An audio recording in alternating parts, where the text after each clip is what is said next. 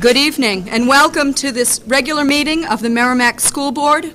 It's hereby called to order this Monday, December 18th at 7:30 p.m. Would everyone please rise and join the board in the Pledge of Allegiance? I pledge allegiance to the flag of the United States of America and to the republic for which it stands, one nation, under God, indivisible, with liberty and justice for all.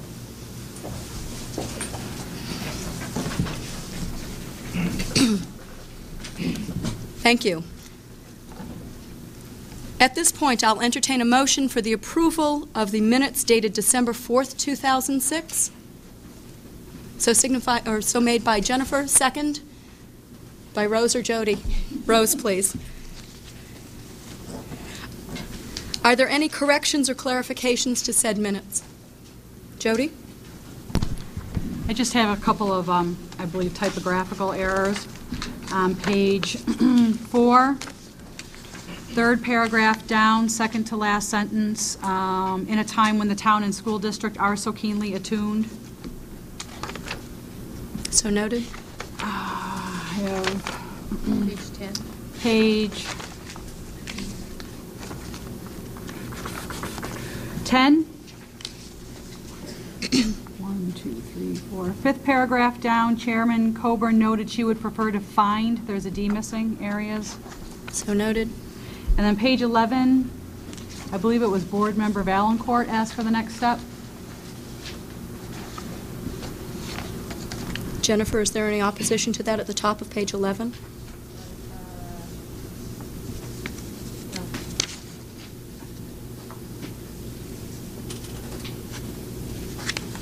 Okay, any further clarifications or corrections? Jennifer?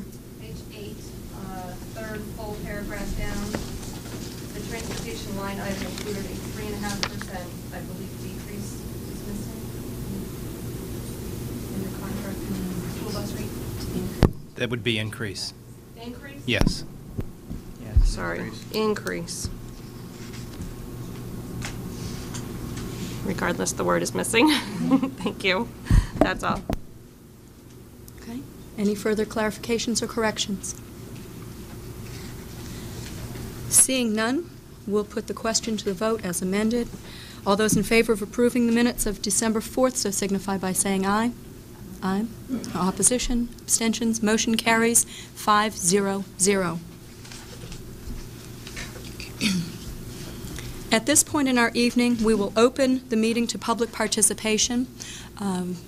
We do have Representative Hinkle in the audience. He has asked for a portion of this evening's public session. I hope you will indulge me in honoring his presence here this evening. He would like to speak to some legislative issues that come before the board. Representative Hinkle? Certainly. And if you would toggle the mic, please, sir. Yeah. Steve Hinkle, and I'm here, I guess, sort of as a citizen and as a state rep tonight. And Representative Hinkle, would you push the mic up? Thank you. Okay, good. I'd like to relate some of the things that seem to be going on in the legislature that I think are connected with the process you're going through here on the budget. And one of the things that first caught my attention was an article in the paper 2 weeks ago talking about the layoffs, and it mentioned laying off some science and math teachers, and that's what really caught my attention. I was very relieved in the next week's issue to see in an article that there was no mention of them. And so I don't know where that stands right now, but that, as you'll see, has to do with some of the comments I'd like to make tonight. And I haven't been before the school board too often, and I was actually thinking about coming and talking to you anyway before I saw the articles in the paper. And some of the things that are going on, I think, can eventually filter down to the school system, and that's what I'd like to talk about. And I have to give you some background first before this really becomes apparent to be relevant to what you're doing. But I think there is a connection. One of the things that first came to my attention was in connection with a research and development tax credit bill that I had in the legislature this past year. And the idea was to try to spur more research and development with the idea of then creating some more of the better paying high-tech manufacturing jobs in the state. And so we had a number of business executives come testify on that bill. And while they all talked about research and development, every single one of them also talked about the difficulty they're having in hiring American college graduates that have the level of technical expertise that they need in their business. One of them even went so far as to say that he'd rather hire somebody from India because their education is more rigorous, they learn faster, and they make better employees. And that was a very disturbing commentary, I thought, on American education. Then the next thing that came to our attention was a book called The World is Flat by Thomas Friedman. Maybe some of you are familiar with it. In this book, he writes about all the outsourcing of technical jobs to places like India and China, also even other places like Ireland and some of the Eastern European countries. And while he talks about the internet being one of the things that facilitates this outsourcing, and also the transportation facilities that we have today, he spends a lot of time in this book talking about the technical capabilities of people that they find in these foreign countries. And this is a big lure for American companies to outsource jobs to these countries. Just to give you an example of what he cites in this book as some of the things that are happening. Out of all the graduates from college in the United States, only 5% have engineering degrees, while in Russia, 25% have engineering degrees, and in China, it's 46%. So if that continues, these foreign countries are going to absolutely dominate technology of the future, and they're going to leave the United States in the dust, I'm afraid. As another example in here, he reports on a research and development center that Microsoft has opened in China. And Microsoft reports that they are getting the best, most creative ideas out of this R&D center in China compared to the one they have in this country, for example, and I think another one in Ireland. So that gives you an idea of what's happening internationally. And this is going to have a really big effect, I think, in the future on the ability of people in high school now and in college to be able to get some of these good-paying technology jobs because they may be leaving us. We've lost a lot already, and I think we have really got some catch-up to do. Then another thing that happened last spring, the Votech College in Nashua invited legislators to come down for a briefing. So Bob LaRue and I went from Merrimack, and one of the things they talked about there was the amount of remedial education they have to do in math and somewhat in English and writing skills. And they viewed this as something that should be accomplished already before their freshmen get to college. Then another thing that some of us have noticed up in Concord is a comparison of United States college graduates, or high school graduates really, to 12th grade graduates in foreign countries. And I have to say, first of all, that when we look at test scores, for example, in New Hampshire, we seem to be doing very well compared to the rest of the country. And Merrimack seems to be doing well. But when we compare ourselves to foreign countries, we get a different picture. Here, for example, is a report on the third International Math and Science Test Series. And they report that U.S. 12th graders scored behind every nation except Cyprus and South Africa. So again, a kind of serious indication of what's happening with science and math skills to our graduates. So I think what this means is that the legislature is going to have to start taking a more serious look at what's happening in the university system in New Hampshire, and whether we need to begin pushing them to become more rigorous in their education, especially in the sciences and engineering and so forth. Also, the Bureau of the BI, Business and Industry Association, and the New Hampshire High-Tech Council has been focusing a lot of attention on this. I think they're going to be putting pressure on UNH and other colleges to start trying to improve the quality of the graduates that they find coming out of these colleges. So what that means of course, for the high schools is that there's going to be a requirement for their graduates to perform at a higher level. And of course, that's going to permeate all the way down through the school system as students really find they need to be better prepared to work at a higher level when they get to college. And so that's where I see some impact coming on the process you're going through now with the budget and trying to decide where to put emphasis. And I'd just like to encourage you to put more emphasis in your budgeting process on things like math and science. I'd like to commend the school in Merrimack for supporting the FIRST robotics program.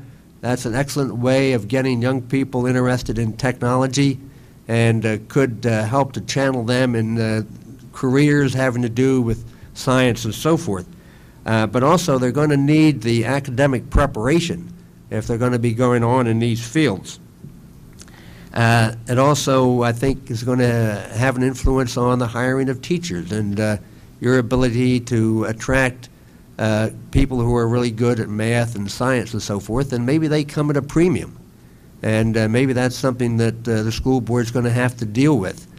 And I've had some friends who were laid off from high-tech companies, and because of their background in engineering and so forth, they thought, well, they might make good science or math teachers. So they went and got their teaching credits. But they found, for one thing, from what they've been telling me, that they spend a lot of time in class having to deal with discipline and aren't able to teach the subject in the way that they'd really like to. Another friend of mine recounted an episode he had one day in a class. He got his teaching credits and yet could only get a job as a substitute teacher. So one day he's filling in a school, I think it was in Nashua, and it was a class in calculus or something, and one of the kids asked him a question about a problem he was working on. So he explained it to him, and then he said the kid turned and announced to the rest of the class, "Hey guys, we've got a teacher here who really understands the subject." And I know that didn't happen in Merrimack, and hopefully it doesn't, but it's maybe an indication of the need there is in the school system. And I know all the schools are probably faced with the problem of trying to attract good teachers in these areas.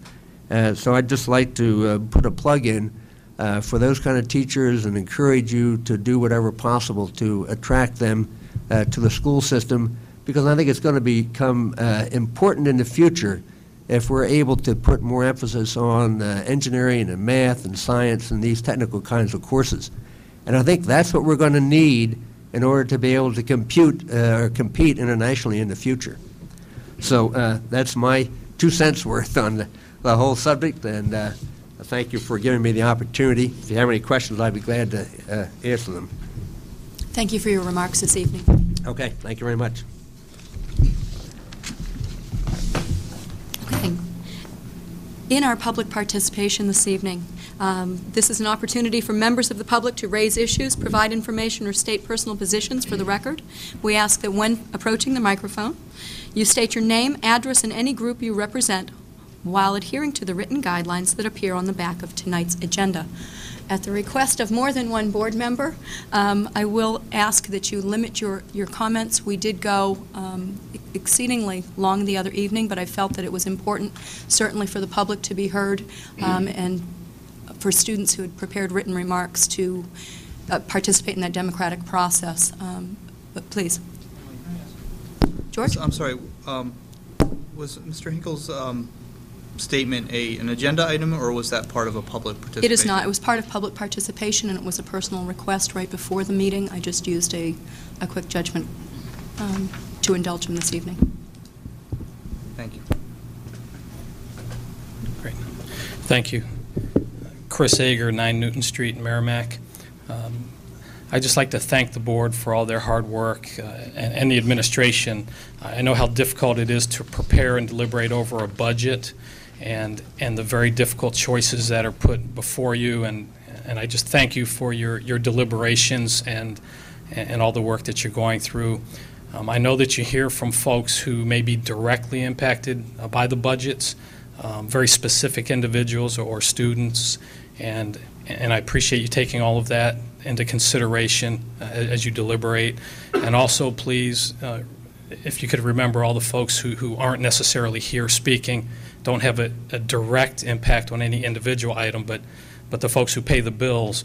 I know you're trying to do a balancing act, and I really do appreciate the difficulty, but I know folks who are paying the bills appreciate the very difficult nature of what you're doing and how you're trying to get a great education for these kids who deserve all the great things that the school system here does provide them, and a really good teaching staff, also with the ability of folks to pay. So thank you very much for your effort, and Merry Christmas to you and your families.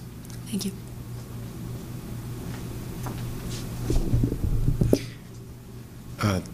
I guess we all know by now, since I keep coming to the microphone, my name is Jim Roy. I live at 97 Belmont Drive, and this evening I address the board solely in my role as president of the Teachers Association. A number of teachers have been approached by parents who are wondering why teachers other than me were not speaking out against the cuts in next year's budget. I would like to thank the teachers who have trusted me to speak on their behalf. Let me be clear. During this process, we have chosen to speak with one voice. Because we have not chosen to speak with volume, and because we have chosen to speak with civility, we hope that no one has misunderstood our message. As a child, I learned the following. I know you believe you think you understand what I said, but I'm not sure you realize that what you heard is not what I meant. If anyone on the board or the community at large is under the impression that the vast majority of teachers approve the cuts, they are mistaken. I have spoken to many teachers in the last couple of weeks, and I have not met a single one that believes that these cuts are in the best interests of the children of this community. I hope this clarifies our message. Also, in the area of messages received, I would like to address something that occurred at last Wednesday evening's budget session. While the board was in the middle of eliminating its last 4 employees, there was a good amount of jocularity on the part of at least a couple of its members. At the end of the meeting, and over the next couple of days, numerous teachers spoke to me about the anger that they felt concerning this seemingly cavalier attitude demonstrated by these board members while their jobs were eliminated. Perhaps the board would like to take the opportunity this evening to clarify their part of the message as well. Thank you for this opportunity to address the board and the community at large. Thank you. Cynthia Warhola, 16 Greenleaf Street in Merrimack. I'm a music teacher in the Hooksett School District and a voter and taxpayer here in Merrimack. I'd like to provide the school board with the following input. The New Hampshire minimum standards for school approval call for music courses to be systematic, sequential, and to be taught by a highly qualified teacher. A marching band is an extension of the classroom. A quality instrumental music program cannot exist in isolation of the other parts. Marching band should not exist as a separate entity. The course must include curriculum, instruction, and assessment. It would be difficult at best for anyone to be expected to carry out the content and performance standards set by the classroom teacher. It has come to my attention that the Merrimack High School administration is recommending the hiring of someone other than a high school band director as a marching band instructor. This would mean hiring someone who is certified in music education, familiar with the local and state music standards, and is comfortable instructing and assessing students in a similar practice to what is happening in the classroom.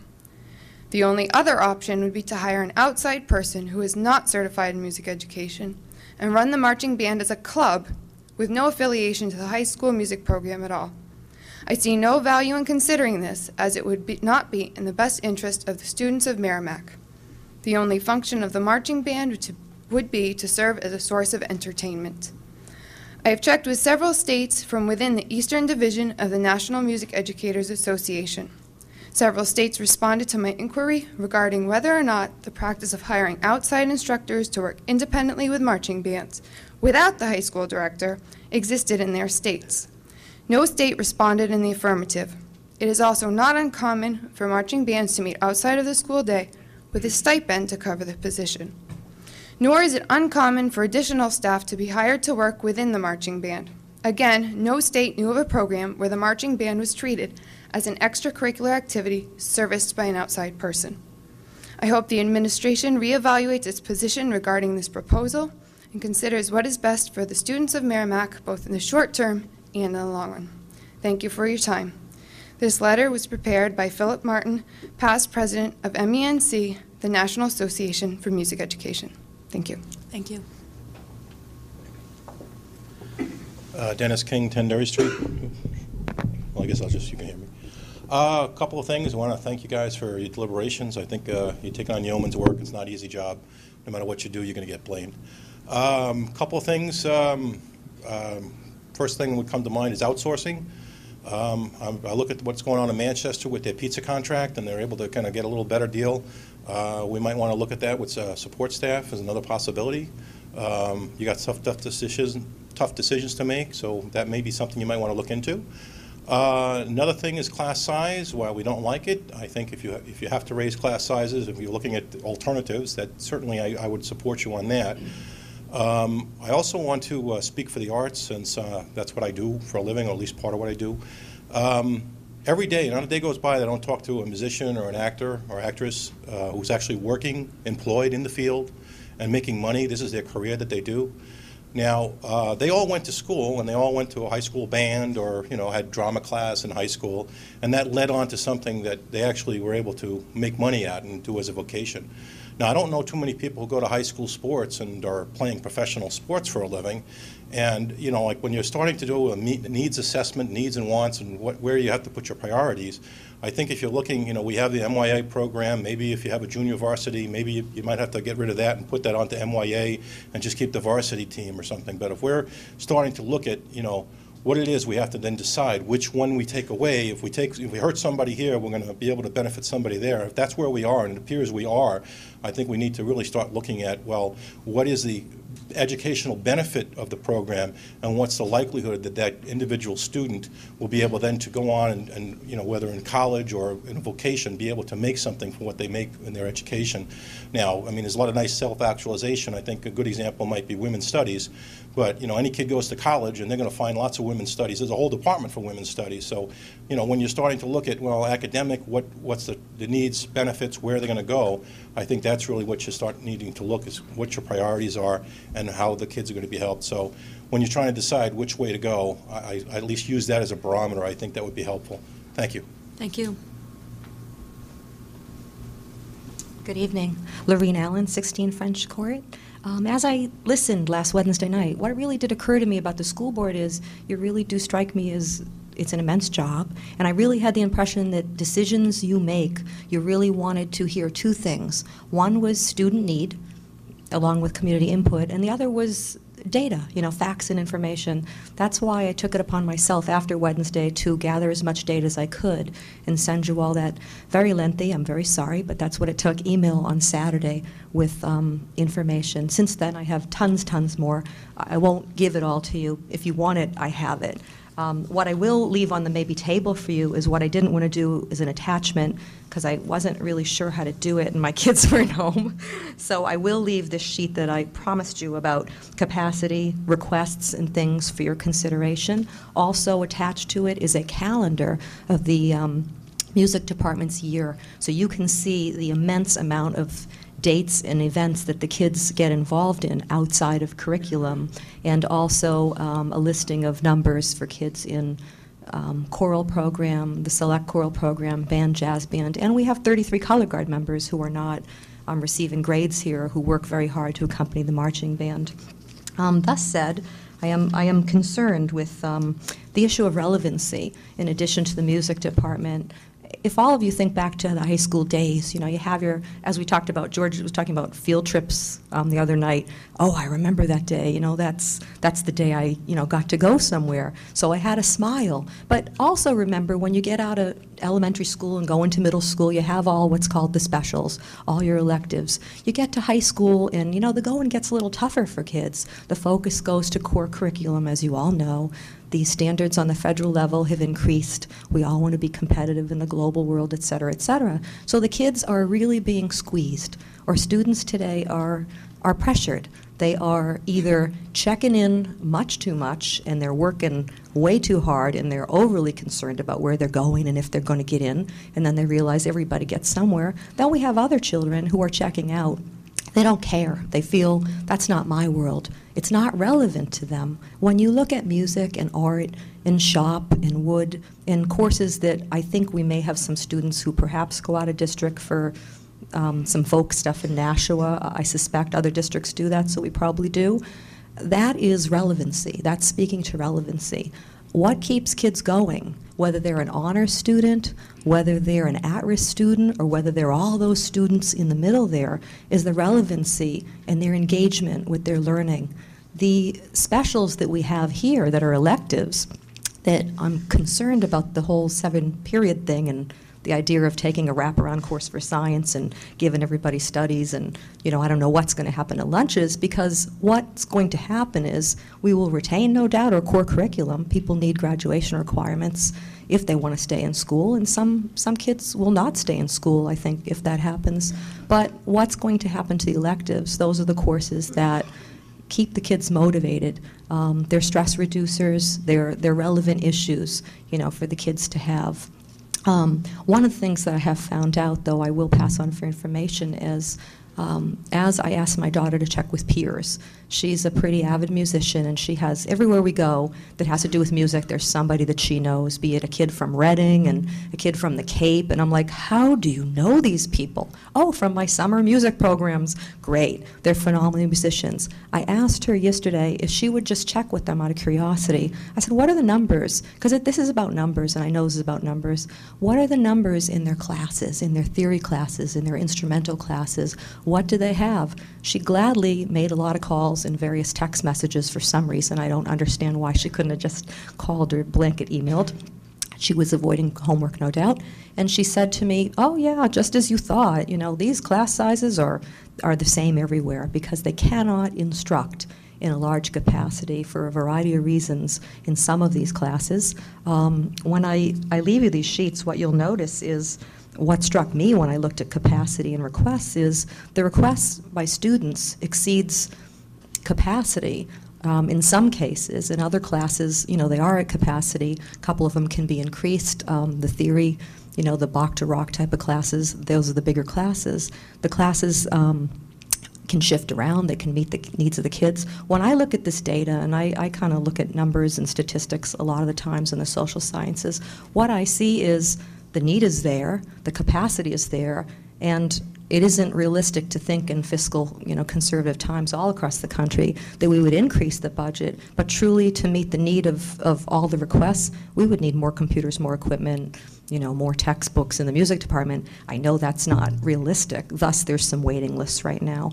but the need is there, the numbers are there, and if you look at music instruction, not in terms of, oh, there's only 12 in that class, but in terms of what the outcome is. There are many, many ensembles outside of school that are not graded. They are relevant pieces of music education. We have kids from this school who go to, I know, MIT, Brown, Columbia, just to name 3 that come to mind, Wellesley College, many graduates who are cutting it in the sciences, the maths, English communications, and yes, women's studies. It's phenomenal, but I also know students at Berklee School of Music, at Music School in New York, at Savannah Art Institute, very, very competitive places to get into. This high school prepared them for that, not, private work and outside work. It's very, very important, and it's very important that we respect these classes as part of academic curriculum because the college world respects it. You can get a major in engineering and you can get a major in music,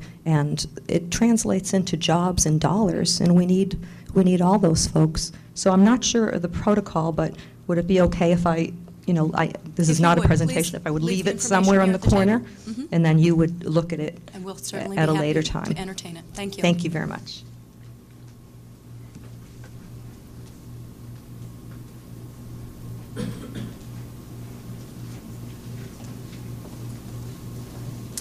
Hi, I'm Kathy Rossi. I live at 30 Craig Drive, and I'm here to approach the board as a mother of 2 children, an 8th grader and a sophomore, who are both very involved in the music program.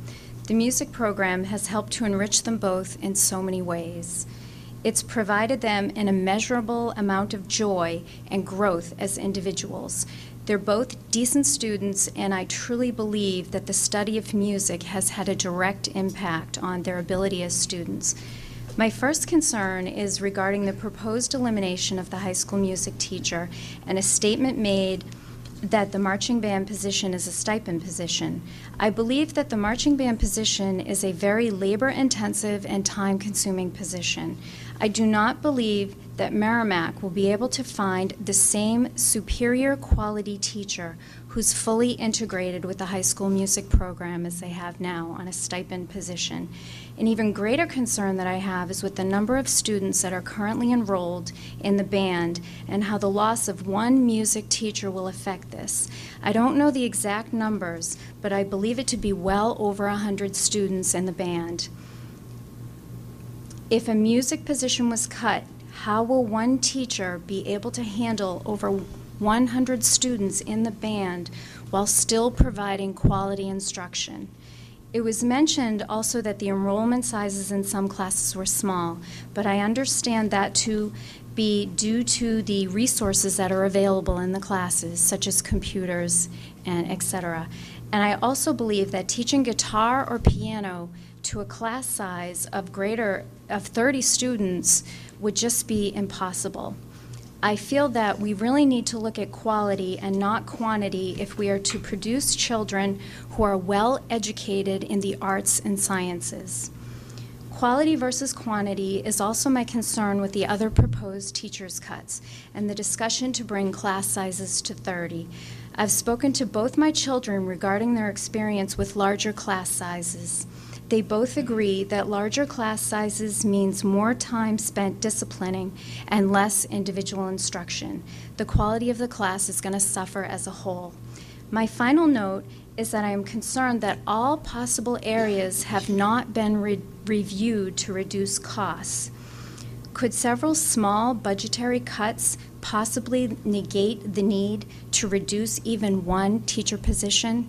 Thank you very much for listening to me and for your concern. Thank you. Again, to the members of the audience, please restrict your comments. I've noticed, too, in the indulgence that the board has granted us so far, we are over our limit, and more people are joining the line as we stand here. That's not the intent. And again, please be considerate of the hour here. Yes, this is Laura Kelly, 12 Peasley Drive. I've stood up here before in favor of support of a number of programs, including the music department. It's been stated very eloquently tonight, so I will not talk about that. My last daughter is graduating this year, and the greatest thanks I can give you for the wonderful education you have given my two children is to try to pass that along to the children in the system to come. In the last meeting, there was a few things that were brought up that I was very uncomfortable with. One was talks of cuts to the honors and AP level courses, going from 11 AP courses down to 3, and the necessity from the school cuts of 10 teachers to go down to a 7-period day. I know a number of the board members were really questioning how will this impact the students, and I didn't really see all the implications until I started to work on a spreadsheet. I come from an engineering background, so I think spreadsheet.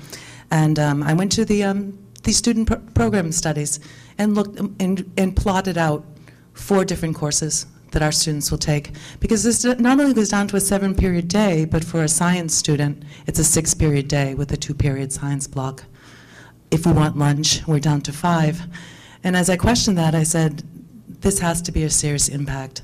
So I pulled out the high school graduation requirements and 3 levels of college requirements. The minimum for any 4-year college, the upper level for that same 4-year college, which was the same as the minimum requirements for selective college, and then the requirements for a selective college.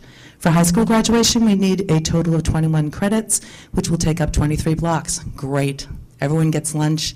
Everyone gets a choice of 7 electives. We go up to the absolute minimum of a 4-year college requirement. That would be adding half a year of social studies, 1 more year of science, a half a year of fine arts, and 2 years of world language.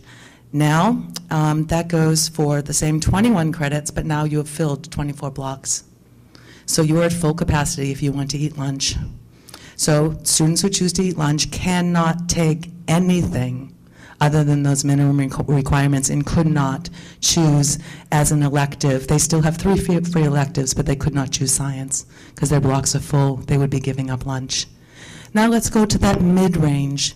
The higher recommendations from the average college and the minimum requirements from any of our selective colleges. Now we're still at 21 credits, but now we're up to 25 blocks. So 1 year out of 4, they have already given up lunch. They have no free electives left, so this is it, okay? When we go up to the very selective colleges, the number gets worse because you're up to 4 years of science at double blocks. This is for 23 credits, 27 blocks. 3 out of 4 years, they are giving up lunch, and they only have 1 block left to add anything else. So certainly they couldn't be in something like band because they only have one year of fine arts, okay? So I just don't think that when we saw these numbers, anyone was thinking about how many students will be forced to choice between lunch and taking a class they want. And most college students are already impacted just from the minimum requirements of not having lunch every year. My daughter has done a year without lunch. It was hers by choice. And then when you talk about a student who is scheduling 27 out of 28 blocks, we're not looking into will there be conflicts in their schedule when you run it through a computer. A year without lunch, I think, is a lot to ask for these students for the ability to get into our higher level colleges, and I think it's going to, really seriously impact the colleges that our students get into. So thank you for considering that, and please, thank you for all your hard work. Thank you. Okay. I am going to use the timer that I so handily brought in the concern of time. Please. My name is Mike Adams. I live at 8 Drake Lane. I'm here as a taxpayer and a parent, but I'm also, I've been teaching music for the last 19 years, including the last 10 as a high school band director. I spent 8 years at Manchester West, and I'm currently in my 2nd year at Pinkerton Academy as the director of bands. And just, I know you're under a time constraint. Just want to throw a few facts out there about that. Worked in 3 school districts in my life, and I chose to raise my kids here in Merrimack simply because of the strength of the music program here, specifically Ken Dougal and Pat Cunningham and the work that they do. They had a huge reputation long before I even moved to this town, but it was a huge piece of why I came here. Just very quickly, Merrimack is a Class L school, as is Pinkerton. There are no other Class L schools that have any less than 2 full-time music teachers. If Merrimack chose to take one of those positions away, they would be the only Class L school. Just by definition, the size of the school requires, to handle that student body that a Class L school has, requires those 2 people to function, to make the program work, at least at the quality that Merrimack is expecting and has enjoyed over the last 20 years, to be honest. And specifically, Ken is a great choral director. Pat is an exceptional band director, and the 2 work hand in hand. Yes, but they are really required in order to do what the band especially is supposed to do. It would be impossible for somebody to come in as a part-timer to do the whole marching scene the way that we expected at all the football games and on all the parades and whatnot. Just as a comparison, at Pinkerton Academy, we have 2 full-time band directors just to do the marching band side of things. There are 2 people that team teach the band during the course of the day, plus we have some outside staff. Very quickly on class sizes, at Pinkerton, the majority of what we have for classrooms music is theory-based. We do have a guitar, piano component, and there's no more than 20 kids in that class simply because of what everybody's talking about. We have 20 pianos, we have 20 guitars. We just can't take any more than that, and it's very difficult to even handle the 20 and get something done and get a quality education for those kids.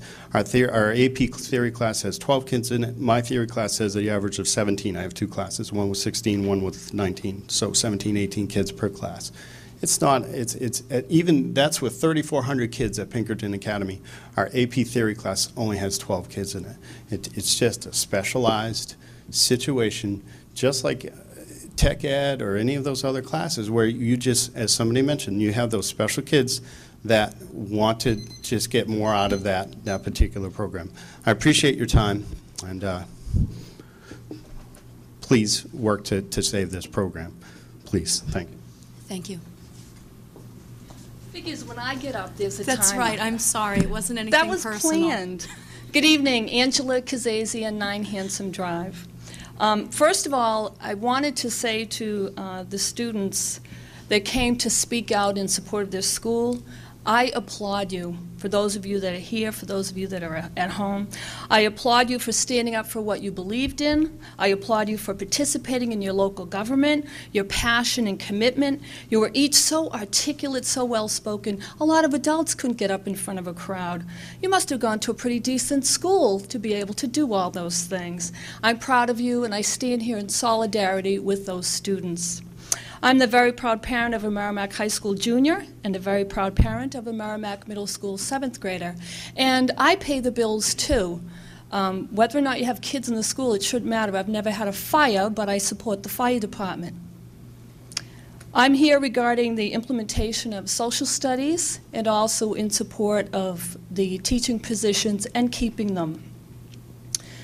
Our social studies curriculum, like our science, math, foreign language, gateway, language arts, music, everything we have enriches our students' lives with creative, participatory, varied, and enriching programs. I know how much work goes into creating these curriculums because I served on the math curriculum team several years ago. I've also attended, volunteered for, financially supported, and participated in great programs like Exchange City, Project Safeguard, and Camp Mytina. I wonder how many members of the board have been able to do that. I encourage you that when you're going to think about getting rid of something, you actually go and explore it so that you can make a confident, well-informed decision about what you're doing. Don't just look at the dollars. We're talking about people's lives, which is why, in the interest of time, I'm going to allude to our state rep who came here tonight, and I was very pleased that one of our state reps came here. And he was talking about monies eventually filtering down. And in the meantime, kids are going to be going through the school systems while we're waiting for things to filter down in New Hampshire. What you were talking about, high-paying, high-tech jobs, math and engineering. What a coincidence. We're talking about cutting schools. You were talking about discipline in the class. Ken Johnson was talking about having 13 fewer adults in the high school and what that might do for discipline. So I'm so happy that one of our state reps who can fight and work on this funding crisis in our state is here and already recognizes all these problems. What a coincidence. I'm so happy. Thank you. Thank you, Angela. I hope you didn't take my response as glib, but in the need for efficiency, I thank you. Good evening. Barbara Swalby, 30 Clay Street. I'm here tonight as a music educator, New Hampshire music educator. I've also taught in Florida, high school, middle school, elementary school, preschool, everything. I'm also a parent of a graduate student who's gone on to continue in her music as well, and a freshman here at the high school. I'll just make a quick statement. The quality of the music program here in Merrimack, as Mr. Adams stated, is one of the reasons why my husband, myself, our family moved here and settled in Merrimack. The music program has consistently been superior and continues to provide quality programs that this entire community enjoys. By cutting any portion of this program, you will not only hurt those directly involved, but our community. As said before, parades, concerts, the concerts that they do for the elderly people and all the wonderful extra things that happen. It occurred to me that as my daughter graduated last year and I was watching the graduation, when you look at the upper 10% of the students that graduate from this school consistently, I've watched the past 4 years that my daughter was here at the high school. Take a look at the numbers of how many of those students have been involved in the music department or the drama department, in the arts here at this school. It's a very high number, very high number. A fact that I read recently in a magazine, one of my music magazines, students involved in music excel in all areas. We have all heard that. Music makes you smarter. It's true. I tell that to my students every day. On an average, though, they do 52% higher, 52 points, excuse me, higher on their SATs and ACT tests, if I said that correctly. The music program here in Merrimack has been held in high regard around the state and New England.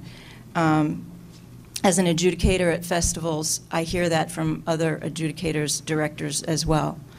It should be allowed to continue in this manner. I thank you for your time. Thank you. Hi, a little nervous, never spoke to a school board, so excuse me. Serena Caesar, 3 Woodland Drive. My daughter's freaking out over finals, but I felt that it was very important to be here. Having a daughter who's in band is very concerned about her teacher leaving, who was terrified of marching, now wants to play into college. That's pretty impressive in, what, 3 months, 2 months of school? Very impressive. I have an ADD kid who's on an IEP who jumped up a full grade level in her math. The only variable, band. That's all I can say about that.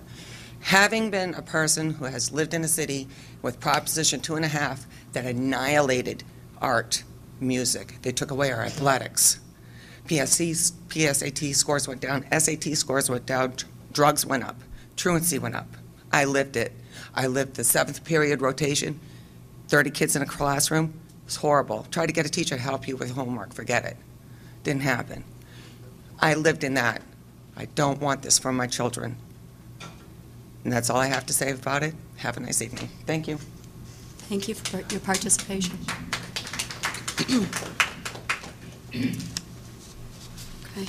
At this point, I do have one piece to share. Board members at their seats should each have a request. It is signed by Patrice Becker of 18 Collins Avenue.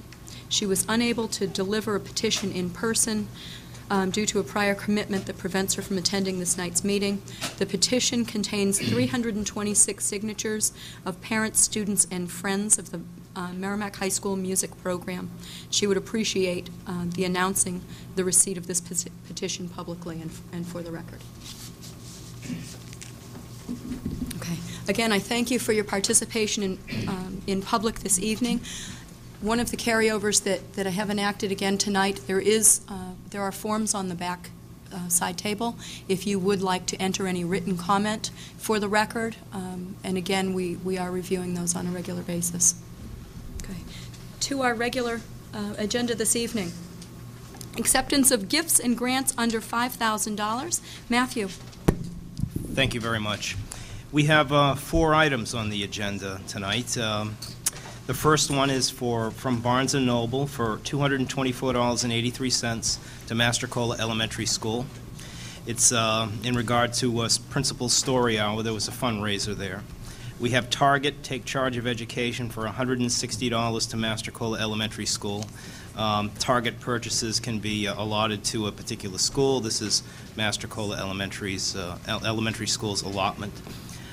We have another one for Barnes & Noble for $396.34 to Thornton's Ferry Elementary School. Again, as the same as Mastercola Elementary School, it was for Principal's Story Hour. These 3 are going to be used for general educational supplies in the school district, for those particular schools, I should say.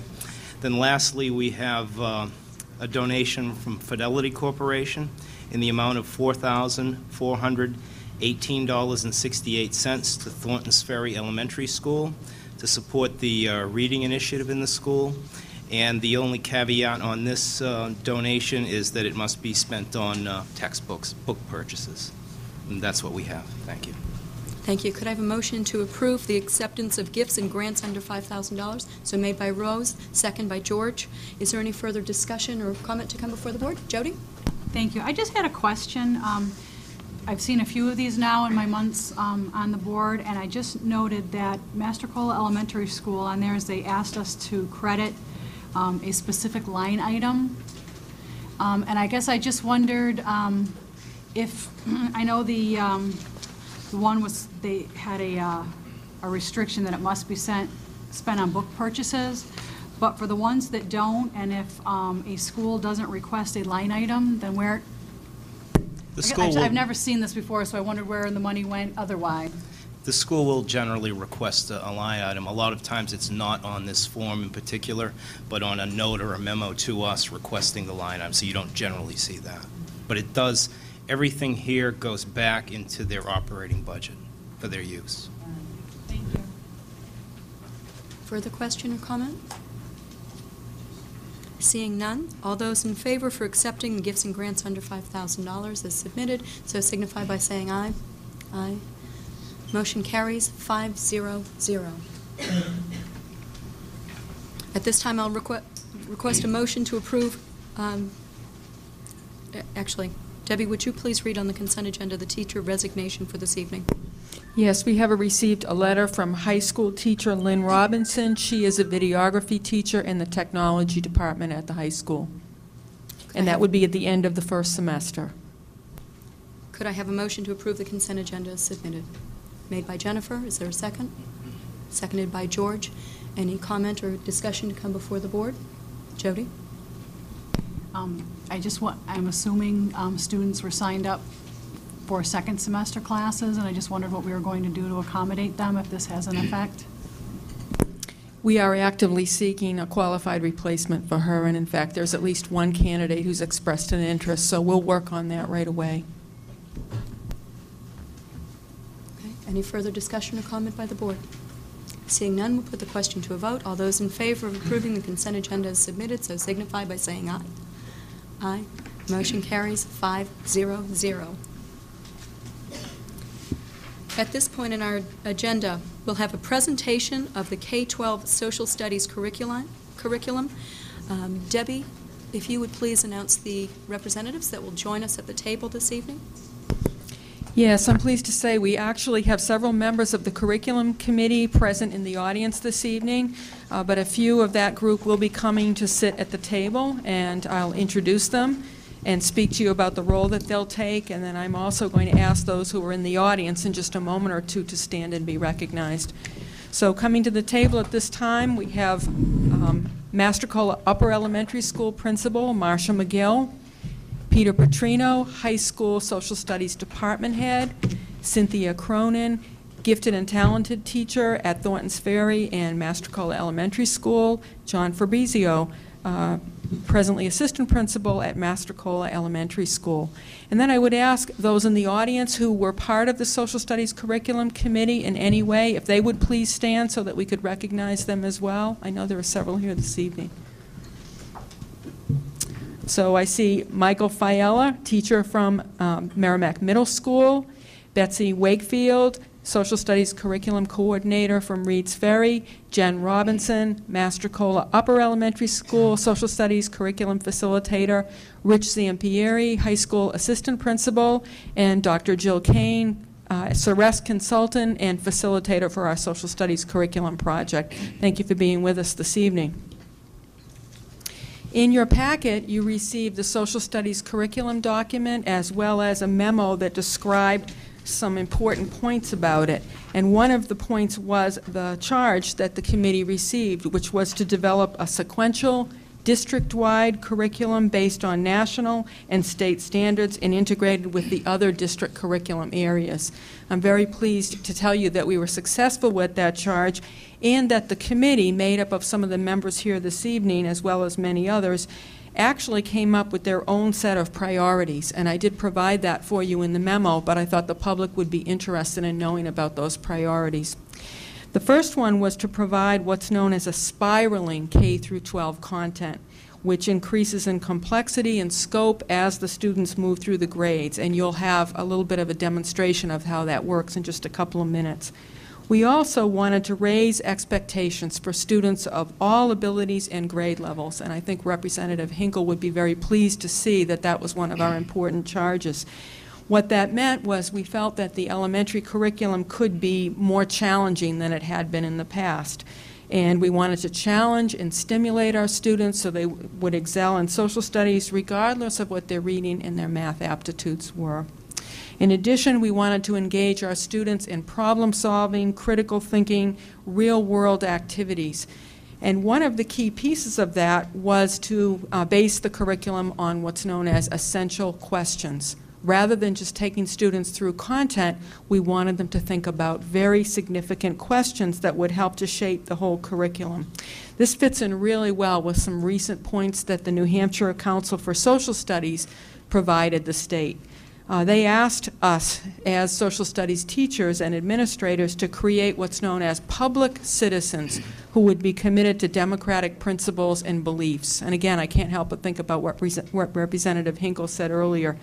Also, we have been asked by this council to create what are known as economic citizens who will contribute to our economy and to their own self-sufficiency. We are also asked to create private citizens who are curious about their world and live active lives in that world, and also an active life of the mind. And also we're asked to create social citizens who respect their community and the diversity of its population. And so now I'm going to turn the presentation over, first of all, to Peter Petrino, who's going to speak to you about the process that the committee followed to arrive at the document that you have in front of you. Peter? Thank you very much. The current social studies curriculum revision began in May of 2004, and the last time there was a full revision of the curriculum was back in 1986. And with the charge of the superintendent, a K through 12 committee was formed, and we had representation from every aspect of the school district community, including school board member Rose Robertson-Smith, as well as Assistant Superintendent Deb Wolfline. And we had building administrators, teachers, librarians, special ed from every aspect, K through 12, forming this committee. We met in several places, just about once a month for the last 2 years, whether it be the full committee or the leadership team, subcommittees. We met in the basement of a local church, and Rose was kind enough to open her house to us on a few occasions in the summertime, and we met in just about every school building in the district. What we did during that time was to review curricula currently in existence in New Hampshire, as well as other states. We examined state and national standards, as well as those of the National Council for Social Studies. And we worked very closely with the New Hampshire Curriculum Framework, which coincidentally was being revised at the exact same time. So that made it very, very convenient for us to work with Ken Relihan, the social studies consultant for the Department of Education.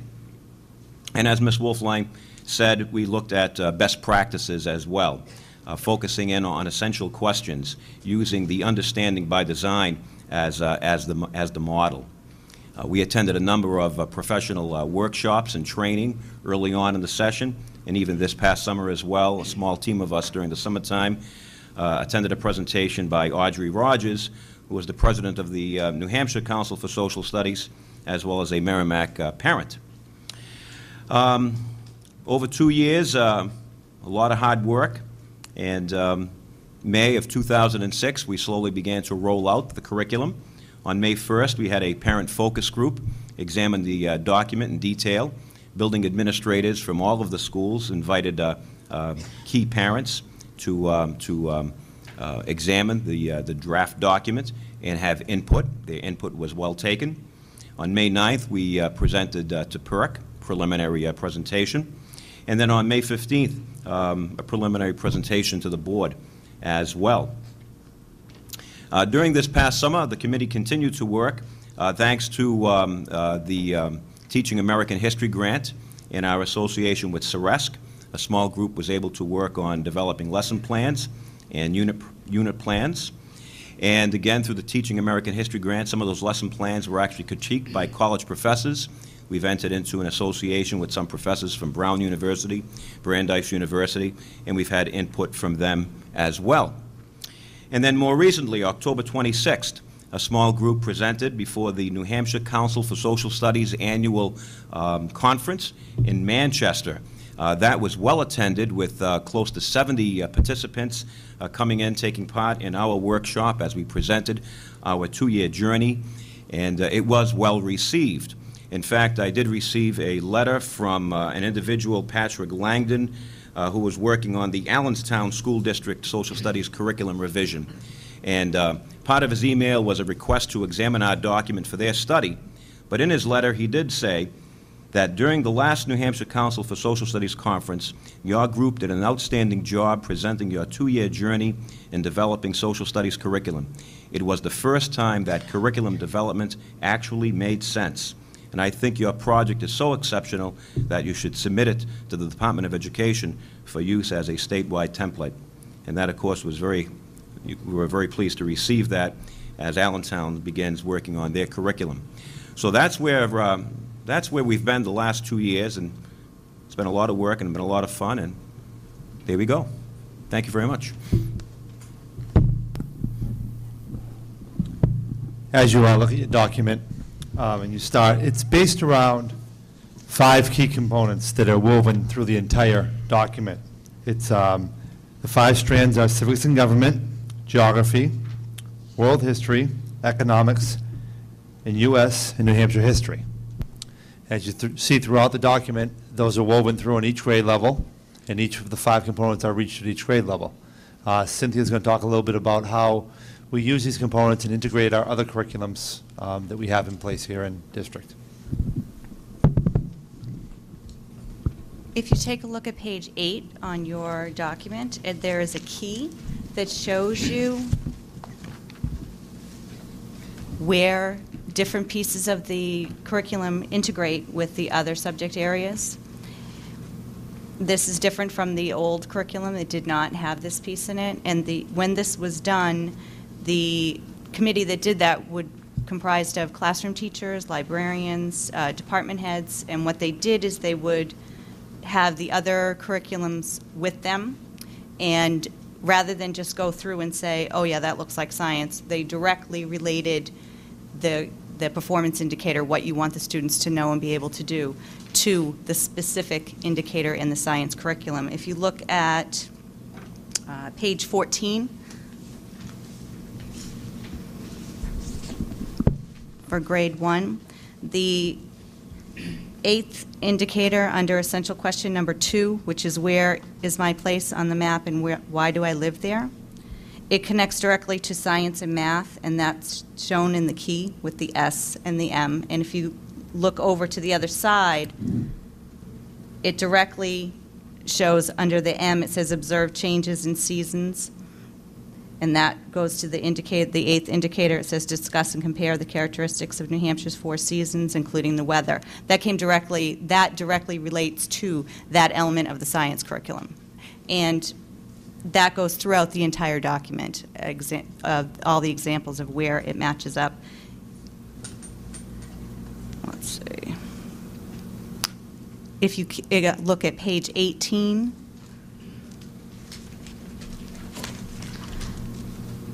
the essential question is, what is government and what is its role? And the 3rd indicator says, participate in discussions to formulate classroom rules and expectations. And I just wanted to point this one out because one of the curriculum components it relates to says BP, which is our behavior program. So when you have the document and when you go through it, you'll see it relates not only to core curriculum, the science, the social studies, the math throughout, but it also relates to the arts. You'll see M for music, and also there are indicators that go to the PE curriculum also. It's very well represents many of the other component areas, subject areas. The format was, a lot of time went into the format that this could be easily used by teachers, that it would be teacher-friendly, that this would help them when you're designing lessons and you can see the correlation between the subjects and you know that you're reaching that performance indicator in social studies. You've touched upon something in science that you would not necessarily need to do it again because it would be embedded within the social studies curriculum, which can be very helpful when you're planning long-range planning. I also wanted to mention a little bit about the assessment. Because we used essential questions, the assessment reaches all levels of students, because if you're dealing with an essential question such as in grade 8, they have how have the U.S. interests and ideals caused America to go to war? Well, a special ed student with an IEP might answer that question very differently than a student who's at a much higher level.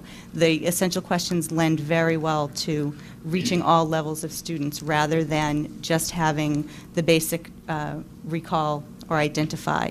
They reach the higher levels of Bloom's taxonomy with words such as analyze and evaluate and discuss, which would be indicators you would see throughout the document under each essential question. The performance indicators would be underneath, and those words would be in there: identify, recognize, evaluate, analyze, and discuss. And discussion is a big part of the high school level of assessment. And that's all. That's it. Just going to walk you through, we spoke about strands and how it's interwoven the 5 strands throughout the curriculum. So if you'll bear with me and do a little bit of flipping with me, I'm going to show you a way that we talk about making economic citizens. And I'm going to talk about the economic strand. And if you'll flip along with me, I'll show you how that strand goes throughout a few of the grade levels. If we start on page 18, under question 2, it's your second bullet down. It says, make connections between exchange of money for goods and or for services. And then if you'll flip to page 28,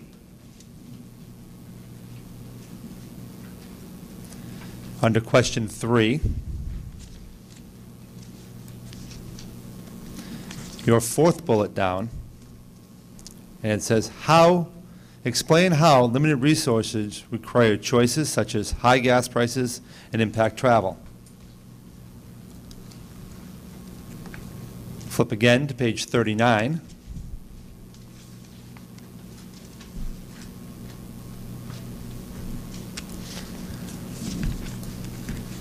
Under question 4, and it's your last bullet from the bottom, the second last one. Explain how interest rates affect individuals' decisions related to saving, borrow, and lending money. And then one more flip. Flip to page 61 under grade 9 economics. Question number 1, explain how the allocation of resources impact productivity and ultimately economic growth. So as you can see throughout the strand, the enriching language continues to grow, and also the challenging of students goes throughout the document, but it's interwoven all the way from an elementary school through an upper elementary school to a middle school to a high school. And then Marsha's going to talk about sort of our next steps and where we've been. Next steps. The draft document that you have in front of you has been reviewed by grade level colleagues, by parents, and by the Program Evaluation and Review Committee, more commonly known as PERC, and we've received all favorable comments from them. They've given great suggestions as to how we can improve the draft document, and we've made those changes in it. Budget implications. The elementary grades at this point, we're not talking about new textbooks. We're talking about resource materials, and maps and things that can help support the curriculum. Textbook purchases will be at some point needed at the 8th grade and possibly at the 10th grade, and we're currently working with textbooks companies to pilot books at those grade levels to see what would work best. We're also working on classroom libraries, expository texts for children to be able to read about all these topics in the classroom. Budget concerns, we continue, the continuation of field trips at all grade levels is needed to support the curriculum, as well as at the 6th grade level, the Exchange City program is the program that supports the entire economic strand at that grade level. Budget supports that are in place at this time. The American History Grant at both the middle school level and the high school level has been very helpful, and I know there's a group that's working on an elementary American History Grant to help support also. Upcoming professional development.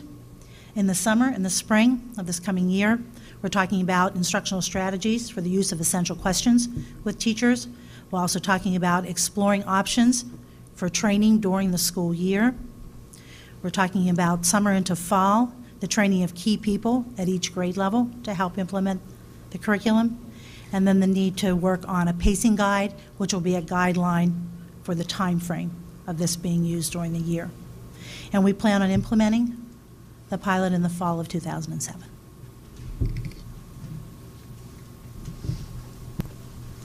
Thank you for your presentation this evening. Are there questions, comments, discussion come from the board this evening? Jennifer? Just, I'd like to be the first to say thank you for this huge compilation of work. I'm not sure how you put it all together, but thank you very much for all your work on it. I think you've done a fantastic job, and I like the fact that it's been integrated into so many different strands, and I'd like to see that even, you could take it even further if you could. I think that's fantastic. Thank you. Further question or comment? Jody? These people on this committee are going to get sick of hearing my kudos, but I reviewed this document through the process. I was involved in the parent focus group. I've seen it presented at PERC. Cynthia talks about being teacher-friendly. It's parent-friendly. I can even understand what their goals are, what their objectives are, and how they plan to reach them when I read this document. It's a fabulous quality document. There's no generalizations. You have specific information in here. I mean, if anybody had any question at all about what it is they thought that our curriculum required, all they'd have to do is go to this document. I echo Jennifer's sentiments. I know that especially at the elementary level too, focusing and needing to focus on our literacy efforts and efforts in the math and sciences, I really would think that we'd be doing our students a disservice if we were to eliminate the social studies curriculum and aspect of their education. And the way that you're finding a way to integrate this into the elementary level, which I know there's very little time to put this in there, but I think it's very important as a school district that we continue to keep the social studies curriculum included with everything else that we're doing for our students. And thank you too for the quantity of time. Thank you, Rose, for all the time that you put in on this. It's greatly appreciated. Thank you. Thank you, Jody. Rose? I would just like to comment, having been a part of this team since it's our first few meetings back in those summers where my home was the air-conditioned spot to be on those hot days that we worked all day long. I think each time that I've come in contact with it and tried to look at it, not just from the eyes of being part of the team, but just in listening to a lot of the discussion that's come forward tonight, starting with public participation, some of the things that I saw in a different way tonight about this, one of them was a comment made earlier about relevancy. And I think one of the things that you'll see in the document is that so many things that are relevant in our lives, this is such a beautiful way of delivering the relevancy of understanding money and how it affects us, and it's something that we all have to live with. And I think the sooner the students can make those connections, be it through math or the social studies, economics aspect of it, we're doing a huge service for the future responsible tax-paying citizens that we're building. That is a huge piece. The other piece that I wanted to point out was from a presentation made by Kim Boothroyd earlier and talking about our literacy efforts, and then our last meeting of the Social Studies Committee was the work that's being done on a grant to actually help fund the trade books that we'll be using in this program. And I think certainly this curriculum is all about looking at things in a different way and trying to meet our needs while encompassing all the things that our logic map is focused on. That we do have the literacy piece, how it ties together with it, as well as the math. and bringing in the science. And just, this is a great example of how a lot of hard work has been put into meeting our needs on our limited resources, and the most precious being time. And I'm very excited to have been able to be a part of this, and I hope that we figure out how to fund this curriculum to the best of our ability, because I think it's a great product, and thank all of you for all your hard work. It was a pleasure to work with you. Thank you, Rose. Further comment? If I might add, Jody and I both serve on PERC, and this came before us twice. We should also acknowledge Pam Green, who is the PERC representative, community representative, who worked on editing the document to bring it back to the table. As Rose said, you know, the more we look at this, the more we see, or more that strikes us. And this time I was struck not only by the correlation between all of the different areas of our logic model to include the behavior plan and other implementation aspects of our logic model, but also just to note that even though we don't see the yellow color coordinating for language arts, doesn't mean that it's not embedded throughout this curriculum. Language arts and literacy just didn't have the specific standard that could be referenced to my understanding. But I think it supports the literacy efforts of the district. It encourages not only utilization of different curriculum resources. You heard them mention the purchase of textbooks, but I think this curriculum now just begs to be using the Library of Congress and the primary source documents that are online, that are readily available to most of our students, and certainly through our technology efforts in the district. And I think that it's just a great tool also for our professional development model, where we see the use of essential questions. I think it's a critical use of our teachers' efforts to engage in that. Jody alluded to the reference of time and how much time is really valued at the elementary school and the younger grades, and essential questions are a fabulous way to integrate all of the subject areas and really get people thinking about how they implement their literacy programs and efforts, especially in that 90-minute block. Again, I can't say enough how much we appreciate the time and the real thoughtfulness and consideration about the state and national standards that are set. I think that it's quite a testament to the faculty and the support that we have here in the community. That said, Debbie? I just wanted to point out that there is a list of 30 people that were on the committee. I know not all of them could be here this evening, but I wanted to make sure that you noticed there was a list of the full group, and there may have even been a couple more. So thank you to all of them. Thanks.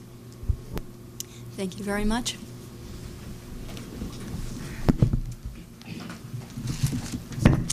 Marge?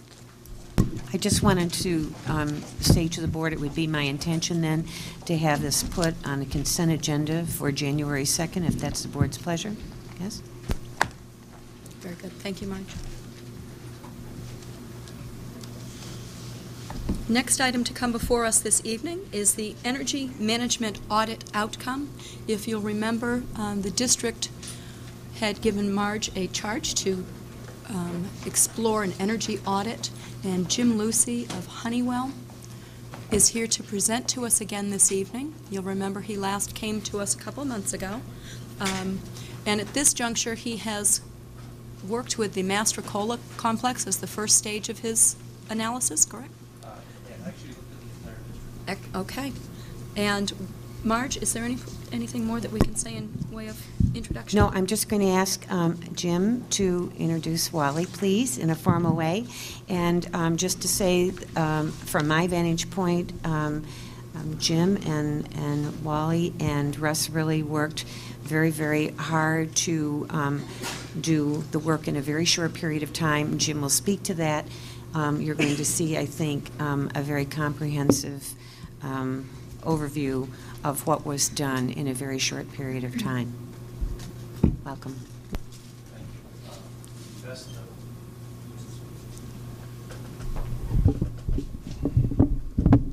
As Marge said, I want to make sure I introduce Wally, who's a valuable portion of our of our team here. This is Wally Howe. He's one of the engineers that's worked on this since I last visited with you at the end of September. We've been very active in your school buildings, and certainly up front want to say thank you to the folks in the buildings that have put up with us at times of going through at various hours of the day. Your staff has been very cooperative. Shirley's in the office today, and she's dedicated a lot of time to us of fielding questions, and Matt and the administrative team of giving us information. So much appreciated on this end. Our goal tonight is to really give you kind of an executive summary of the report findings. We're happy to spend as much time as you like digging into detail. That's one of the reasons I wanted Wally here to get into that, and certainly would be happy to come back at a later date and spend more time with you as you develop questions at a later point in time. What I want to do is just summarize a little bit of some of the things that we wanted to speak about. I think in general up front it's worth noting that Wally and I as a team have done this for the last 15 years. He's been with Honeywell a little bit longer than me. But in general, your district, I would say, does a very good job of keeping your buildings maintained. You go into the buildings and everything is running, everything's in relatively good maintained order, and I think that's really worth noting. I know Shirley and her staff spends a lot of time and effort in going in that direction, and I think that kind of made our job a little more difficult of spending time of digging into details. When you look at some benchmarking averages of your costs from an energy standpoint to other peers throughout the New England area, you guys are at some points well below and consistently below the averages around energy costs spent on a cost per square foot basis. So you're doing a good job. I think some of the things that we'll talk to you about tonight is how do you leverage technology from when buildings were designed and constructed, and of which you have a lot of your buildings that are 40 plus years old, a lot of the infrastructure there. How do we leverage technology to do things more efficiently and more effectively, and creating a proposal within the budget that is designed to not cost the district any upfront money or any additional money beyond current expenditure. So really what we've been trying to do here is capture inefficiencies within your budget, identify them, and develop a way that we can reduce those from the energy line items in your budget and reallocate those back, so you're kind of reinvesting those dollars into building assets where you're renewing them and at the same time making the buildings more efficient and effective. So this is a little bit about the summary of I wanted to go through is talk a little bit up front. It's been a few months since I've been in front of you, is what was the intent of our proposal? Really, what have we been doing here over the last couple of months? Summarize the findings, the steps that we've done to date, give you an overview of our preliminary proposal. We entered into a letter of intent agreement. The letter of intent was really designed around coming back to you with a proposal that would pay for itself in its entirety within a 10-year period or less. That needs to be inclusive of interest charges. It needs to be inclusive of all capital costs will be self-funded by guaranteed revenue sources, really via energy savings that we're going to deliver to you. So this is a little bit different than coming back and giving you an audit report. Our task was to do that in a very comprehensive fashion, but also demonstrate you a way to pay for the improvements over a period of time. So it's coming up with the audit. It's also coming up with the source of funds to pay for it, and then giving you a mechanism to implement the actual study findings pending your review and approval. So we want to go over the different options. There were some things that we considered in a comprehensive fashion that we have not identified costs with. Those are really capital type projects that are outside of what we can self-fund through energy savings and state building aid, which you qualify for here. And those would be things of upgrading older equipment, installing ventilation in areas that you currently do not have ventilation, and I'll summarize some of those findings tonight. I also have for you at a later date a really detailed report to submit to you to review and to certainly generate questions at a later on time. And then just want to talk about our energy use analysis. Where do you stand today in energy, and where can we take you from your improvements? So I want to kind of break that down by utility, by building, and then just talk about some next steps.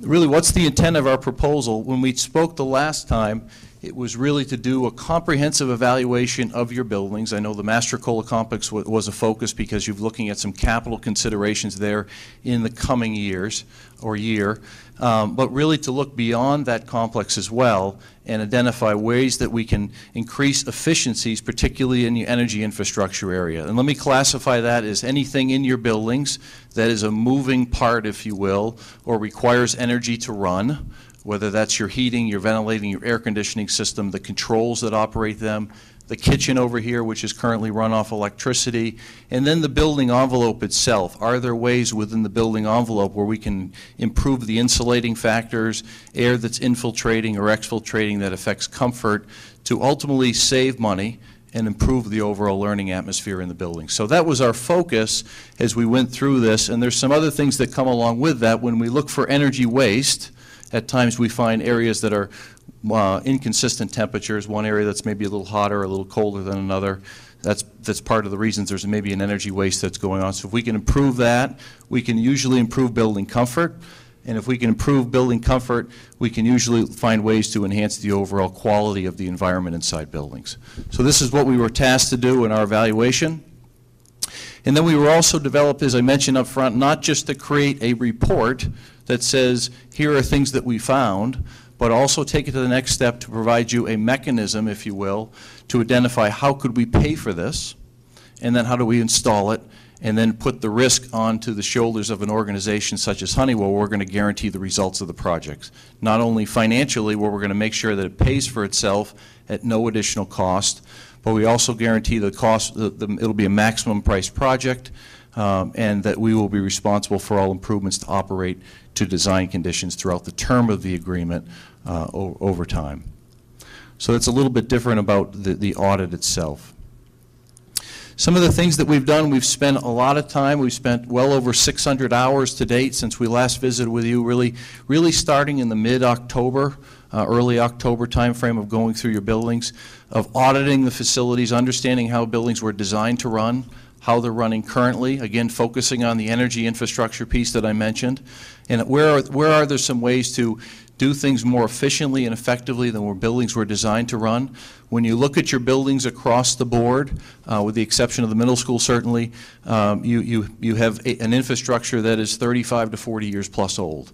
You've had some updates throughout the years, but that's provided us some opportunities to increase efficiencies and also provides you with some challenges to make sure you continue to spend the money you need to keep the amount of square footage of buildings, about 650,000 square feet, up to the condition and the learning standards that you demand and request within this district.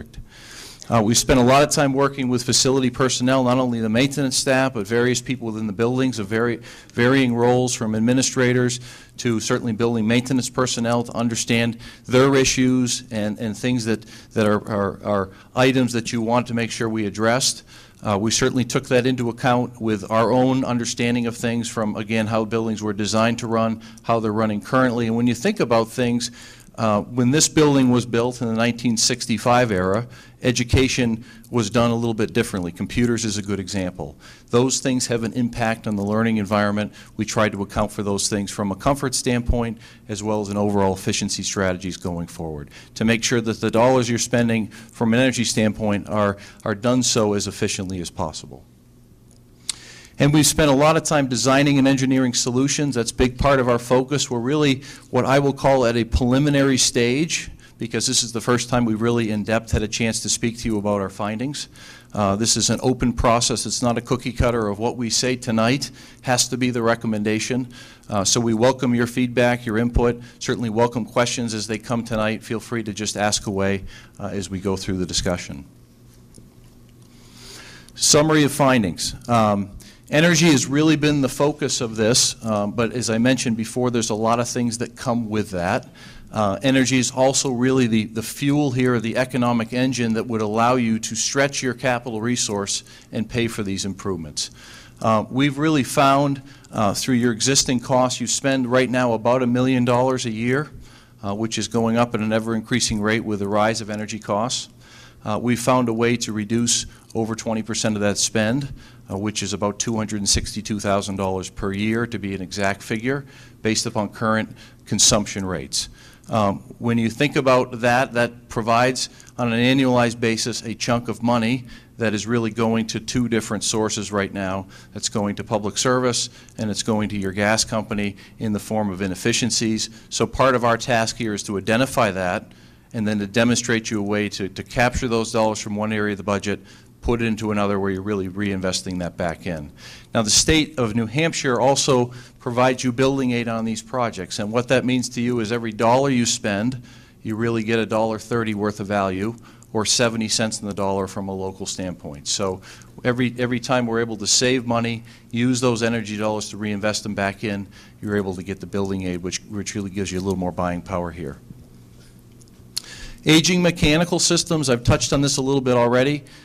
You have outside again of the middle school, you have a large chunk of your building square footage, if you will, is 30, 35, 40 years plus. And these are ongoing challenges that a lot of districts or institutions deal with that have a lot of building square footages. How do you make sure that not only do you have the quality of education going on from a curriculum and a programmatic standpoint, but at the same time, how do you make sure that you're providing a learning atmosphere that's conducive and effective for people to absorb what's going on from a curriculum standpoint? And these are things, quite frankly, subliminally that can affect things. When you sit in a classroom and if it's a noisy piece of equipment, it's too hot, it's too cold, you don't have the right air quality or air exchange going on, that can affect things from a subliminal standpoint. So aging mechanical systems is certainly a symptom of that. It's something that from a report standpoint, I think we're able to point out several things that at some point in the future you'll have to put some focus on, whether that's going to come through Shirley's budget as a budget request to replace this or replace that. Do it on an emergency basis throughout the school year in the middle of the heating season, for example, or do it through a planned upgrade process like the Mastrocola Elementary proposed upgrades. Certainly found, and again we're focusing on this because it's really part of the energy infrastructure, with the exception of a chunk of this building and the middle school, the rest of your buildings and a large part of the occupied space have a lack of code compliant ventilation. So you have a lot of abilities to exhaust air, but your abilities to make up air is some deficiencies in. The Mastrocola complex is a good example of that. A lot of capabilities in occupied spaces to exhaust air out, but no real ability mechanically to make up air. The ferry schools are another good example of that. You've got some areas that you can ventilate to the levels that you seek to ventilate from a code standpoint, some that you can't. So those are some areas from a capital standpoint that we haven't planned costs on, but are part of considerations for the future. And certainly I would categorize the last two things as really opportunities to address deferred maintenance. I think we're able to chip away at that with things that we can fund through energy conservation programs. When I mentioned the annual savings figure before and the building aid that applies to that, that will give you, theoretically, money that you can kind of free up out of your existing budget, money that you're going to spend next year and the year after no matter what, and you're able to reinvest that back in to address some deferred maintenance issues, stuff that's getting on in years that we're able to upgrade and replace. Lighting is a good example of something that we'll talk about here in a minute. It's been a while since you've upgraded a lot of your lighting systems. We're able to generate some savings from that, at the same time improve infrastructure. Some of the other things at the bottom here are really opportunities or issues of addressing deferred maintenance. And really, again, that boils down to, as stuff gets older, you continue to, at times, to defer things of when you're going to upgrade it, when you're going to repair for it, the old capital challenge, and certainly with the discussion tonight and some of your budget challenges, these add to some of the things that you have to wrestle with on a year-to-year basis. Any questions so far? Okay, I just want to summarize. We've really packaged this up in accordance with the letter of intent of a kind of a core proposal, things that will 100% fund at no upfront cost to the district and no additional cost beyond current expenditures, a list of energy efficiency improvements or building improvements. The list of things that I'm going to go through in a very general discussion format describes the type of improvements that fit into that category. I'll have a slide to follow which really summarizes additional kind of capital considerations, some of which I've talked about that are not currently in the numbers that I'll show with you in a minute. This really fits a lot of these for the majority of buildings with the exception of the middle school. But in a lot of the buildings, we're doing what we classify as building envelope upgrades. And really that's looking at your building shell, a lot of times, for example, where your roof and walls meet. If you look up there, at times you can see right outside, or there's not the right insulation in there. What that means is you have air that will come in and exit the building that's really not part of your overall building design, if you will. That means to you is two things. It means wasted energy, and it also means things that can impact comfort.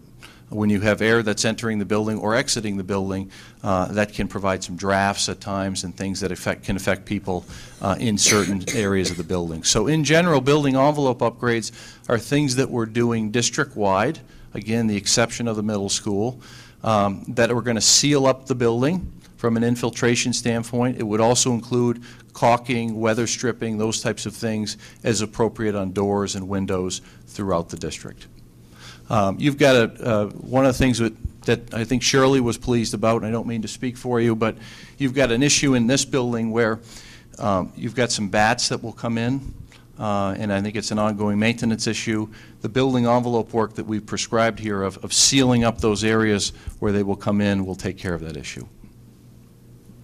Lighting retrofit, we're really proposing here from a district-wide standpoint, again with the exception of the middle school, to upgrade your lighting systems.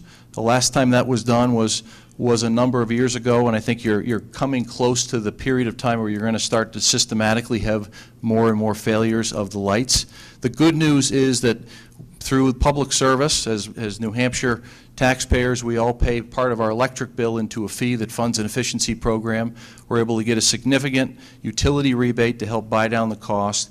And also, as we change out lights from one generation to another, it's able to free up enough energy savings to fund this overall improvement. So in short, the majority of the lights throughout the district will be replaced or upgraded with new fixtures and or changing out kind of the components of it, whether that's a new lamp or a new ballast, which is kind of like the battery that powers it, will be upgraded for the most part district-wide, again excluding the middle school, which obviously is a newer building. Water conservation upgrades. Again, I'll generalize this, but with the exception of the middle school, this would be upgrading your toilets to the lower flow toilet devices, upgrading your sinks to lower flow devices. If you were to buy a toilet today, as you probably know, you're not able to buy the current amount of gallons that will go through one here in this building when you flush it. It's just part of a new kind of manufacturing mandates. So we would be really replacing, for example, all the toilets throughout the district to upgrade for lower flow, and then doing things from a sink standpoint to reduce the water flow going in. That equates to almost 5 million gallons a year of oil, or excuse me, of water that we're able to save through the proposed upgrades. Temperature control upgrades. This is a big part of our proposal. The district, I would say, in general, has done a very good job over the years of keeping up to date on these systems. Shirley has very good capabilities in the maintenance office to monitor and control some levels of temperature and building zones. This really would propose to take it to the next level, to give you really room-by-room control, zoning, if you will. Think about it in your home. You may have one heating zone, 2 heating zones, upstairs, downstairs. If you've got a really new building, you may have individual zoning throughout at your home. It's really the same kind of principle in a building like this, where you'd be putting and upgrading the controls, where you're kind of giving individual zones, if you will, of every occupied space. What that means to you is it's able to give you better control around when the heat's on or the air conditioning's on, when it's off, and also to be able to schedule things of making sure it's on when you need it, and it's off when you don't need it. There's also a lot of things that we're proposing to do control-wise to make sure that we're controlling the building temperatures and your ventilation in accordance with the amount of occupancy in the spaces. And that's really done through CO2 control. As we sit here in the meeting today, we're all breathing and giving off CO2. And so we're able to really do some energy management and air quality strategies there, control-wise, through CO2 control. So a way to summarize temperature control upgrades, it's really updating the existing technology platform, one for one, and then expanding it tremendously where we're going to upgrade your controls to a computer-based platform throughout the district in all buildings with the exception of the middle school, which has already got an up-to-date system. Any questions? Okay, we spent a lot of time evaluating the next option in line with really a series of other things. There's a lot of things that we considered that really at the end of the day, with the energy savings and the building aid and utility rebates, really did not meet the payback cutoff or threshold, if you will, of the 10 or even a 15-year window. One of the things that we spent a lot of time on that did make a lot of sense is you've got 2 of your schools now, or 2 of your 9 buildings, if you will, if we count special services, the superintendent's office, and the maintenance building, that are run off natural gas. Or excuse me, you've got some that run on natural gas. You've got the middle school, which is natural gas now, as well as Thornton's Ferry. What we're proposing to do, we've worked with Keyspan on this, although we don't have an official kind of statement from them. We believe that that financially it's going to make sense, and this is part of where the preliminary comes in as well, is converting the rest of your buildings, if you will, from oil or liquid propane gas to natural gas. There would be some benefits from that from a savings standpoint throughout the district as far as the energy dollars you're spending, and it would also allow you to upgrade some of your assets in your buildings. And doing that, we have to upgrade the burners on a lot of your boilers, which is kind of fits into that deferred maintenance category, upgrade some of your piping. We would also propose to, in here, you have electric kitchen equipment, convert that over to new natural gas-fired equipment, so you'd be getting new kitchen equipment along with that. You've got a series of electric kind of hot water heaters in the kitchens that are left over from the electric heating days in the district. Some of them are very sizable, one at the Master Cola Complex, as well as the Ferry schools. We'd be proposing to eliminate those, upgrade those to new natural gas-fired systems. So those are some significant electrical loads that you have that we're able to benefit from the gas conversion as well. Energy-efficient motors and variable speed drives really go hand in hand. That's, when you think about it, you have a lot of large motors that run your hot water, if you will, that pump the hot water throughout the buildings. This is a good building of an example of that. Through technology, we're able to upgrade the motor, put a newer unit in that's more energy efficient.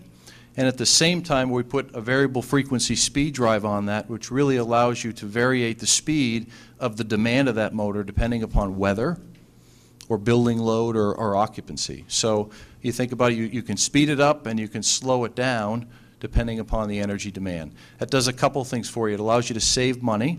It also allows you to not overheat your building when you don't need to. In the spring or the fall, when kind of temperatures are in the middle ground area, it's making sure you're not pumping too much hot water throughout the building, which has a tendency to have a radiation effect and overheat certain areas. So strategies we can do to reduce costs that have a combined comfort improvement as well.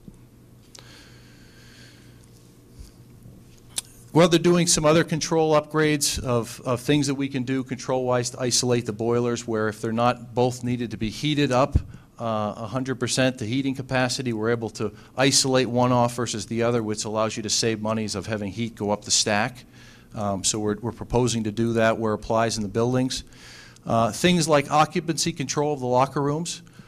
Doing things with technology, if you will, to sense motion and occupancy of when exhaust fans run, depending upon occupancy. You have varying loads in spaces like that, and that's certainly an area that we felt we could take advantage of some sensing technology. Same type of thing if you were to go out in the hall here in the bathroom, you walk in, the light comes on, sensed off motion. So, destratification fans is really a fancy, commercialized name for a paddle fan. You probably have those in your homes or in your church. Areas that you have high ceilings, such as a gym or multi-purpose library rooms at times, we're proposing to put paddle fans in. In a gym, it would be about a 5-foot diameter fan with a guard on it, so it prevents balls from going up and getting in the way of the blades. But the idea here is you can typically have 15 to 20 degree temperature differential between the floor level and the ceiling level. And the idea is to put the fans in, run them at a low speed on a continuous basis, really year-round, to make sure you're capturing that energy or that heat that's trapped up there at the ceiling, bringing it down to the ground level, and making sure you're running that space as comfortable as possible. And again, it's an application in the higher ceiling area. So there's a lot of those that are being proposed to go in. Pipe insulation, we found a lot of areas throughout your buildings.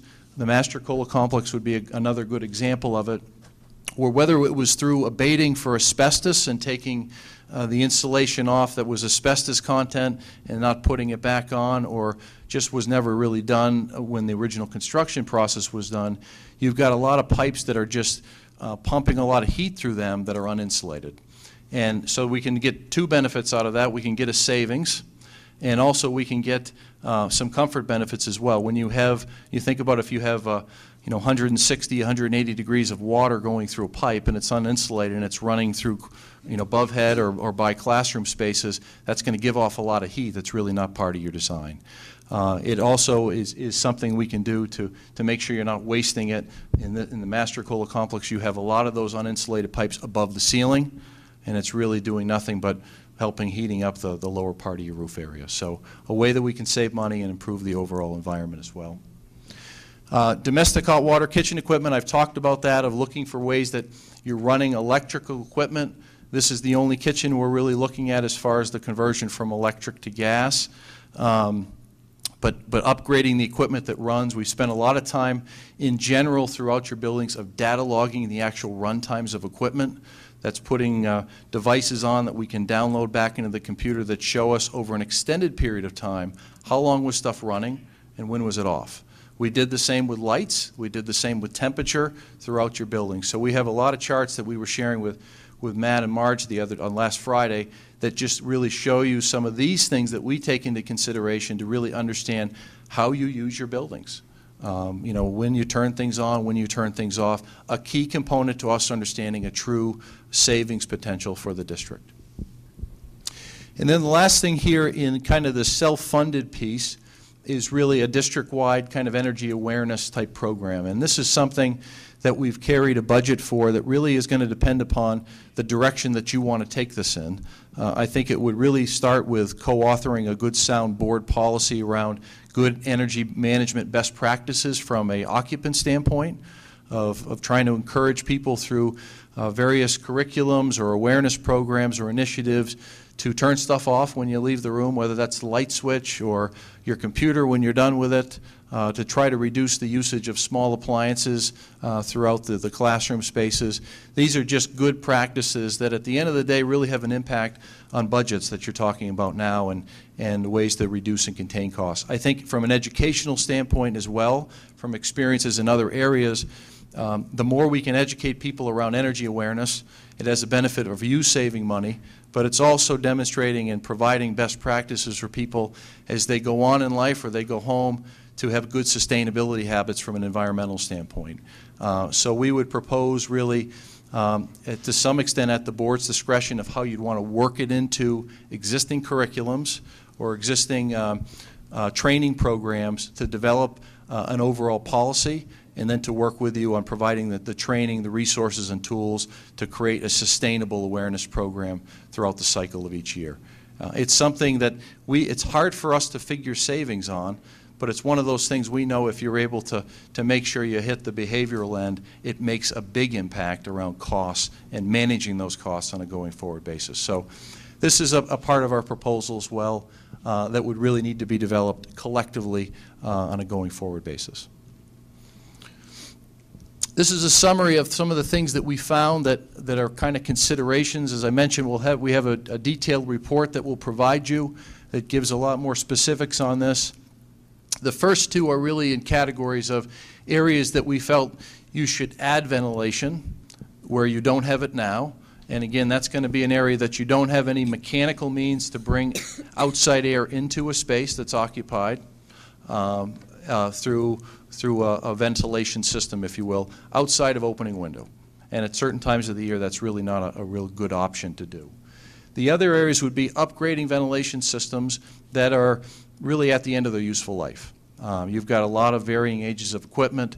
It's certainly something that, whether it's a planned effort or something that just happens through the budget, you'll be facing, I think, some of these decisions in time.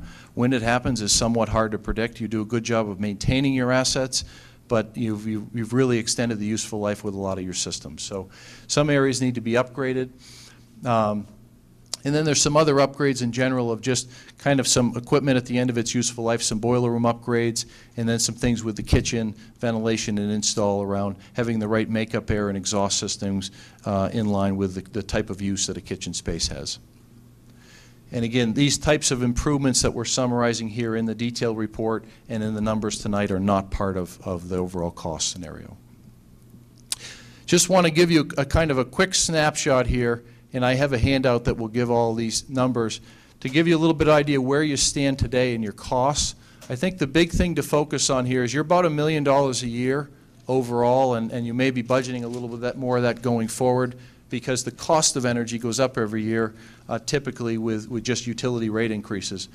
But you can see year over year of comparing September 05 to, from October 04 to September 05, and then the year after that of October 05 to September 06, your usage actually in general went down. From electric, it was down 3%, natural gas 20, fuel oil 13, propane 7.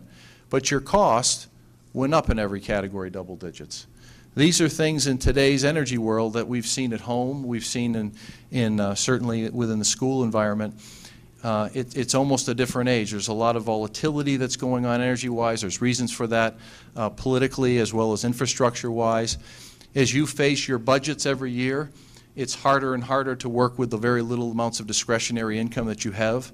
So any way that you can kind of chip into somewhat fixed incomes, which energy is kind of a necessary evil that you have to spend to make sure you're heating and cooling and lighting your buildings, then that's a good thing. And that's really part of the basis of this proposal, is to look at that $1 million you're spending, and is there a way that we can capture waste and reinvest it back into the buildings and free up capital at no additional cost. So this is just a little picture of where you stand today. This breaks it down by building. The reason we have the high school and the Master Cola Complex and these buildings all lumped together is they're all on one electric meter. They're separate utilities for oil as well as gas, but the electric is all one, so we lumped it together. You can see you spend about $600,000 a year in those buildings in energy alone, in the middle school and the other schools in general. So just trying to give you a feel of where you're spending your dollars. This just breaks it down a little bit further. This is district-wide, and again, I have this in your packet, but just showing you kind of by month and by different utilities. This is fuel oil, this is natural gas, the green, and then the blue is electric, of where you're spending your dollars, and this breaks down into units, cost, and overall units. And again, you're doing really, I think, what we felt is a good job now. When you look at regional averages, you guys are below averages. Are there ways that we found that you can raise the bar and improve things? Absolutely. And I think the large reason for that is just leveraging technology and being aggressive from a proactive standpoint around energy management strategies.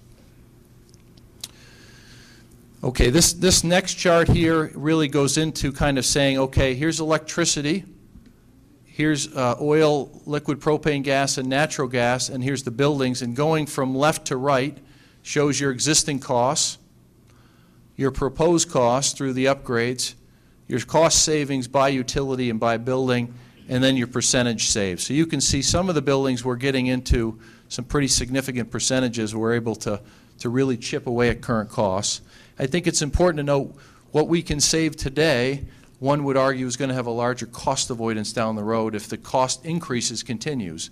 And one way to think about that is you think of where you spent 4 years ago for the cost of a gallon of fuel oil, it was probably close to half of what it is now.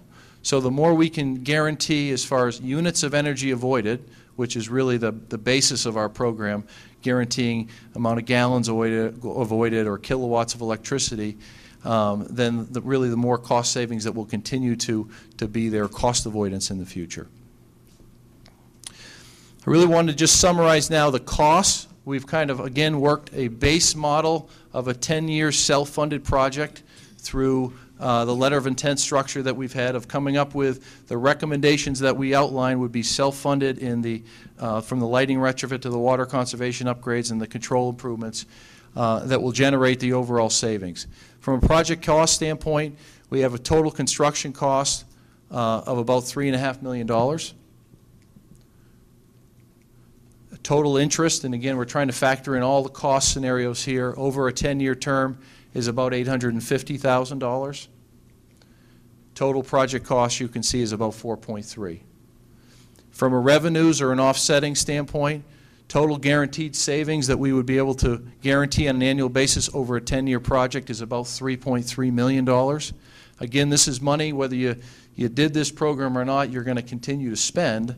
It's just the areas within your budget line items that you're going to spend it in. Is it going to be in a program to upgrade your assets, or is it going to be in a program to, to fund the electricity and your gas or fuel oil accounts? Building aid, you guys qualify for 30% of the construction costs or principal for building aid. So you'd be able to get a little over $1 million in building aid on these types of projects. If you funded them in your budget through kind of a piecemeal type approach, you'd be funding that really at 100% local share. It has to be kind of an organized project like this to qualify for building aid.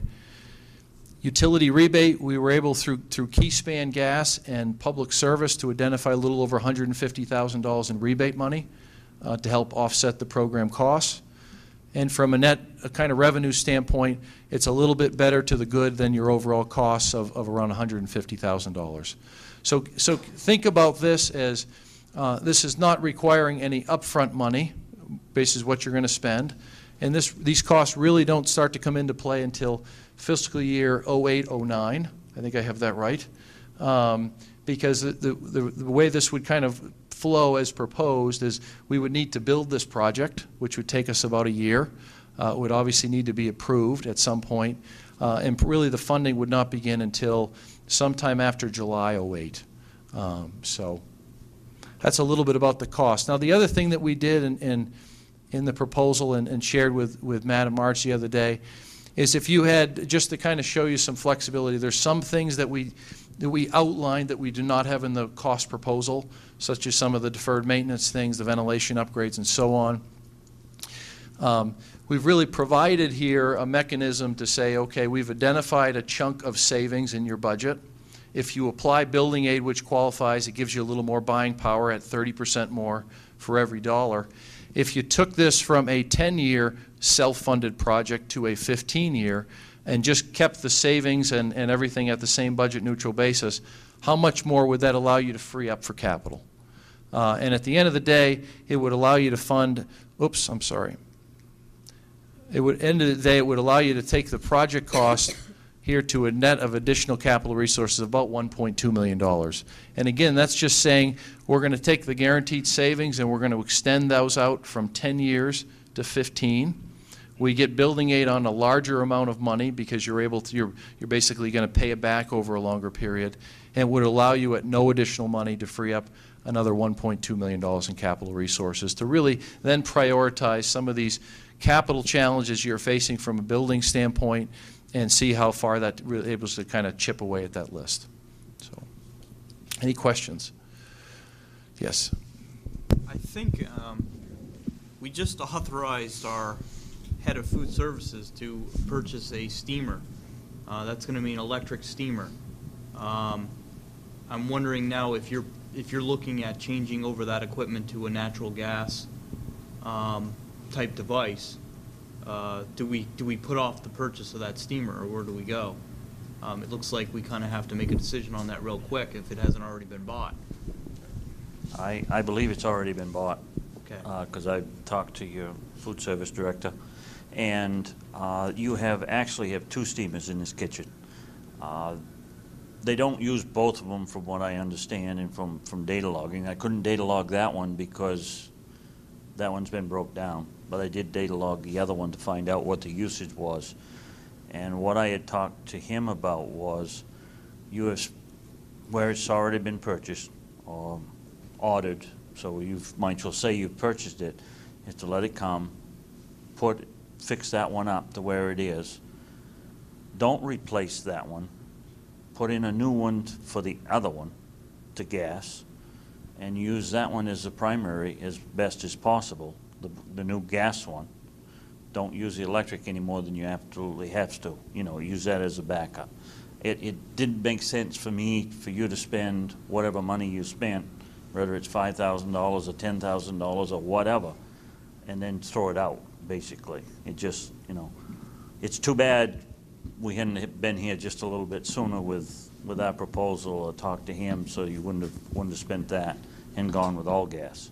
But those are expensive pieces of equipment to replace, so I wouldn't recommend replacing that one, so we didn't. There's also one other piece of equipment in a kitchen, which is a tilting skillet that gets used very little, and that was another piece of equipment that we were not going to convert over to natural gas. We're going to let that one be electric.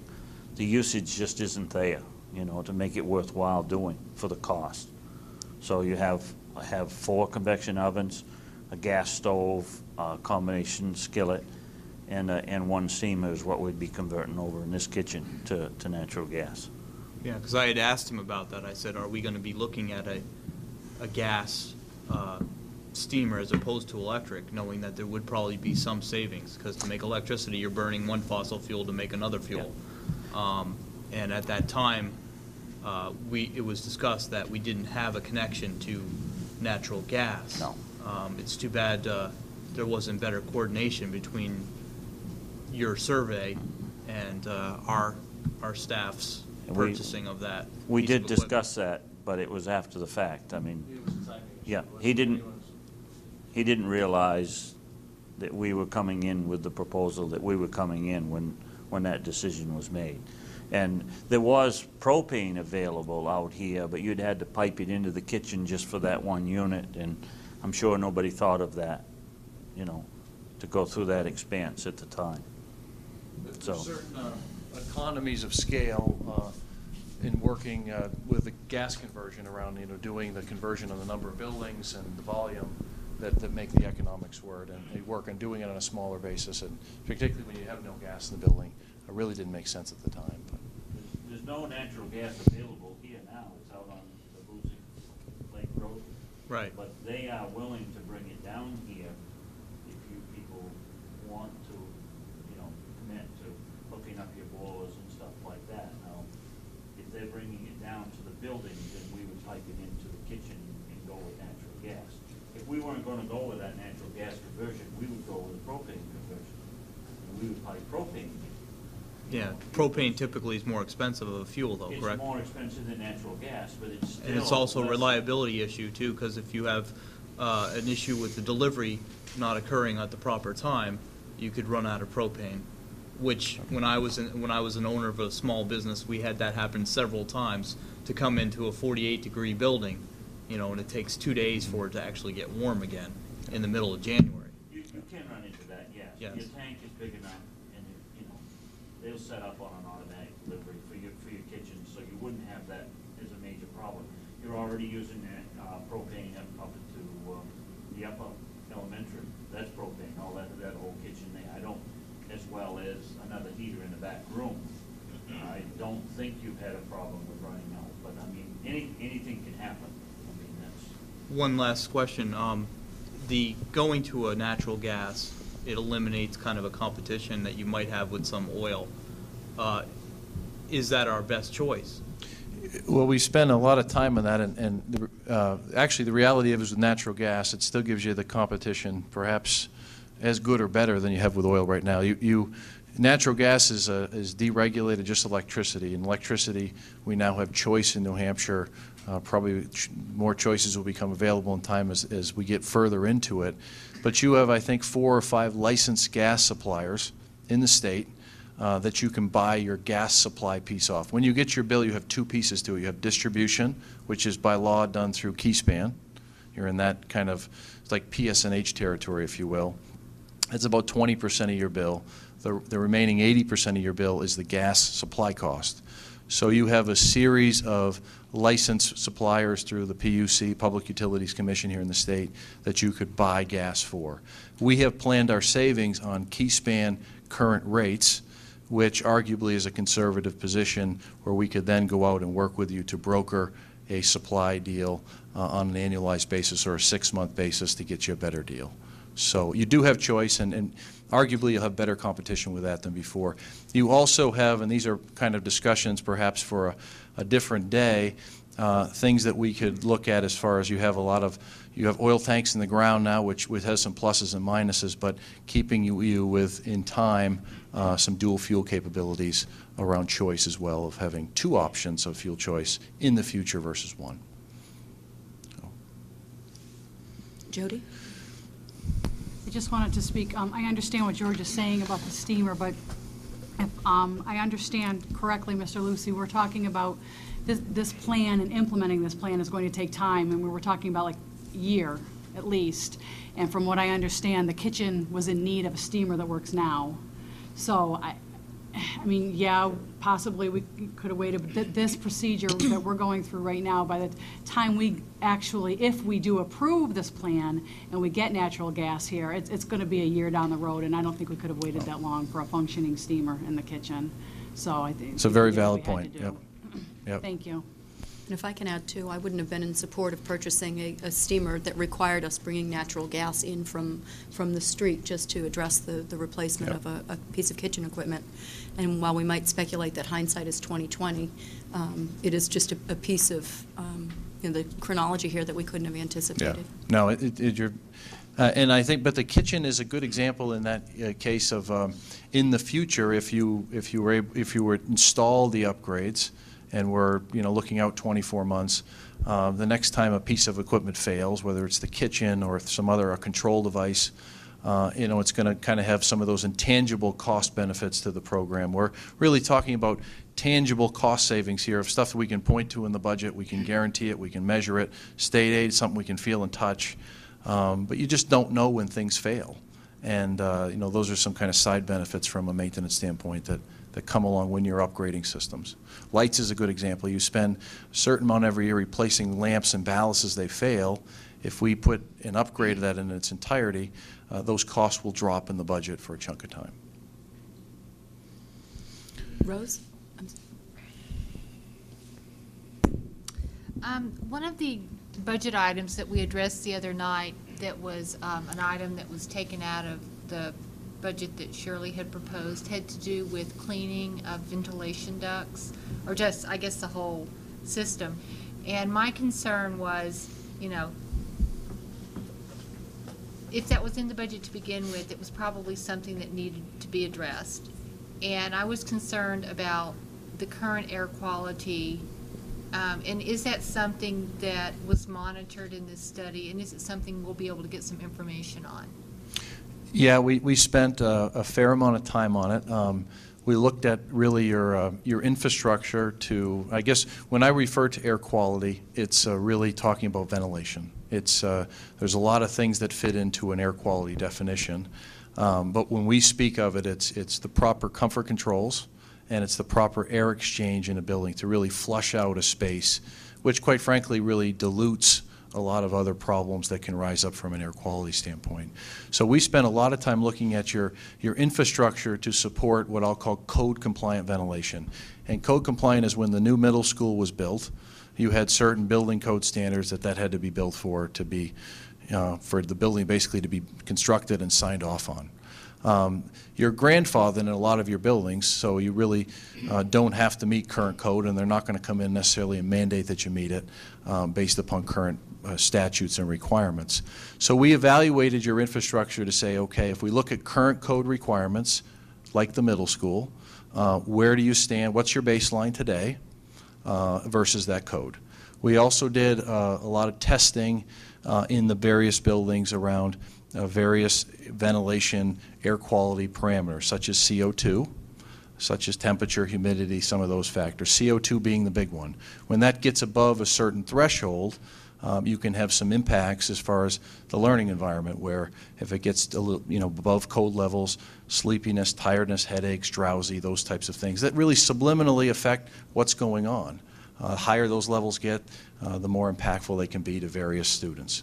You really have to get into significantly high levels, which we didn't even come close to reading, to have really larger health issues. But we did assessment on that. There is data that we'll be providing to you that gives you that, and there's certainly further stuff that we can dig into if you want us to look further into these capital type investments, which at this point are really going to cost you additional money, and it's not something we can really fund out of energy savings. When you think about it, if you're not bringing in the outside air that the current code means in some of your occupied spaces, that means you're not spending the energy to run a fan motor to bring it in, and the energy through gas or heating oil to heat that up through hot water or whatever. So that's going to be impacted from a negative standpoint on your energy. But we did evaluate what your baseline is, building to building.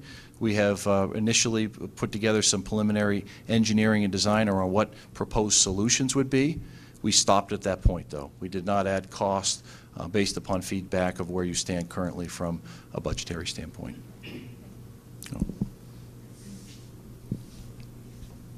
Further questions or comment to come from the board? I just have a couple of other quick slides, and I don't know how easy these are going to be. I've got handouts. Maybe the best way to go through and hand those out, and I can go through them. But it just kind of talks about these slides of how over a 10-year period and over a 15-year period this project would self-fund itself. And I know we look, and it's easy to focus on a large amount of money, and that's reality. But the other extent is, as I mentioned, is you're going to continue to spend that money one way or another, and it's just a matter of how you reallocated it within the budget to save some money and avoid costs. So I just wanted to quickly go through these slides.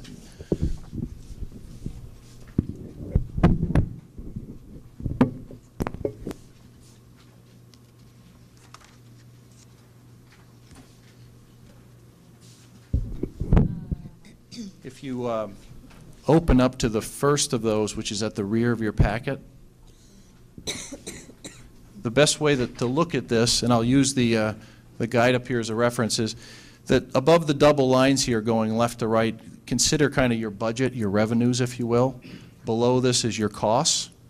And this first one here is the 10-year project. We're showing the project cost, and then I'm showing in this example, we financed this at a fixed interest rate of 4.1% and use the rebate money, which you would get up front, as a way to buy down the financed amount. No sense spending interest on something that you don't have to. That's money that the utilities would give you up front. So this is saying we're financing about $3.3 million to fund the improvements up front, and then do that over a fixed payments over a 10-year period. Up here it's saying in energy savings, we're going to take out of your current costs about $262,000, and we're going to guarantee a reduction there. And what I mean by that is we're guaranteeing units of energy, and we're coming up to a dollar figure by what you spend in the base year. So if you spend $2 a gallon in oil in the base year, and we're able to guarantee 100 gallons of oil, that's how we're coming up with a dollar figure. This area in yellow is really getting down into the unit figures, which is what we're guaranteeing to you annually. So if we miss that number, once everything's installed, our proposal would be online, or we have to rebate you the difference to make you whole, to make sure this program pays for itself each year of the program. So you can look into the unit here. We're displacing a lot of, the first thing we need to do is say you're going from oil to gas. So we're going to remove a lot of gallons of oil you're consuming, and we're going to add to that gas. So the first number is actually a negative, and that's therms is how natural gas is measured. And we're going to actually add 91,000 therms to your budget. But we're going to displace, if you go down 2 lines before, about 110,000 gallons of oil that you're currently spending. LP gas, you're spending about 6,500 gallons a year. That's something we're going to guarantee a reduction in. And then kilowatts of electricity, about 600,000, a little less, and about 4.7 million gallons of water that we're going to save and guarantee through reduced consumption as well as reduced sewer charges, which you kind of pay twice with that. So you can see that all totals the 262, those units. Building aid is $104,700 a year, and then your utility rebate, which is a one-time fee, is $151,000. That sums up to the 366 in the first year. Actually, I'm subtracting out the 151. I'm not counting it twice. That's why you don't see a higher number there. And I'm not counting it twice because I'm buying the finance down in this particular example. So you can kind of see how your costs or your revenues of 366 match up with your investments of 356, about 10,000 annually to the good. And if you carry that out over time, it's about a little over 150,000 net to the good based upon this project model. Any questions on that? Seeing none. Okay. The next one just does the same figures, but it said if you had an appetite to go from 10 years to 15 years to free up some capital resources through this project to address air quality issues, deferred maintenance issues, whatever they may be. Again, this allows you to take the project amount from about $3.4 million to $4,650,000, which is another about $1.2 million of investment opportunity. But it just carries the same savings out from a 10-year period to a 15-year period. Building aid is paid at a larger amount of an overall project amount, so you're getting a larger building aid figure, which totals about $1,350,000. So you got about another $300,000 in building aid that you can leverage up front in the project. So this just kind of gives you a sample of going to another finance period step and some of the benefits there as far as freeing up capital resources in your budget.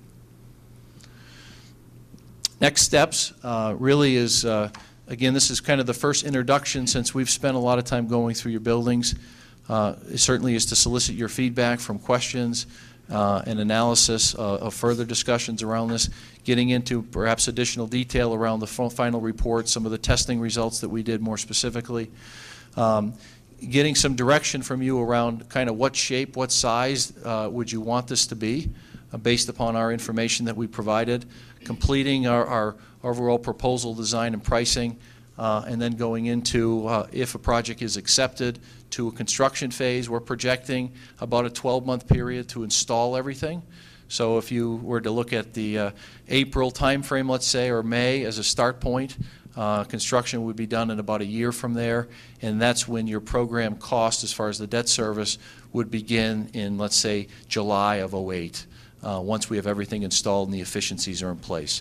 Up until that point, the proposal does not require any upfront investments or any additional investments on the district's behalf. So that's really what we wanted to share with you. Happy to get into further questions that you might have. I know we've thrown a lot at you in a short amount of time, and there's a lot more additional information that we just haven't summarized tonight as far as detailed specifics on the project. Yeah, I'm sorry.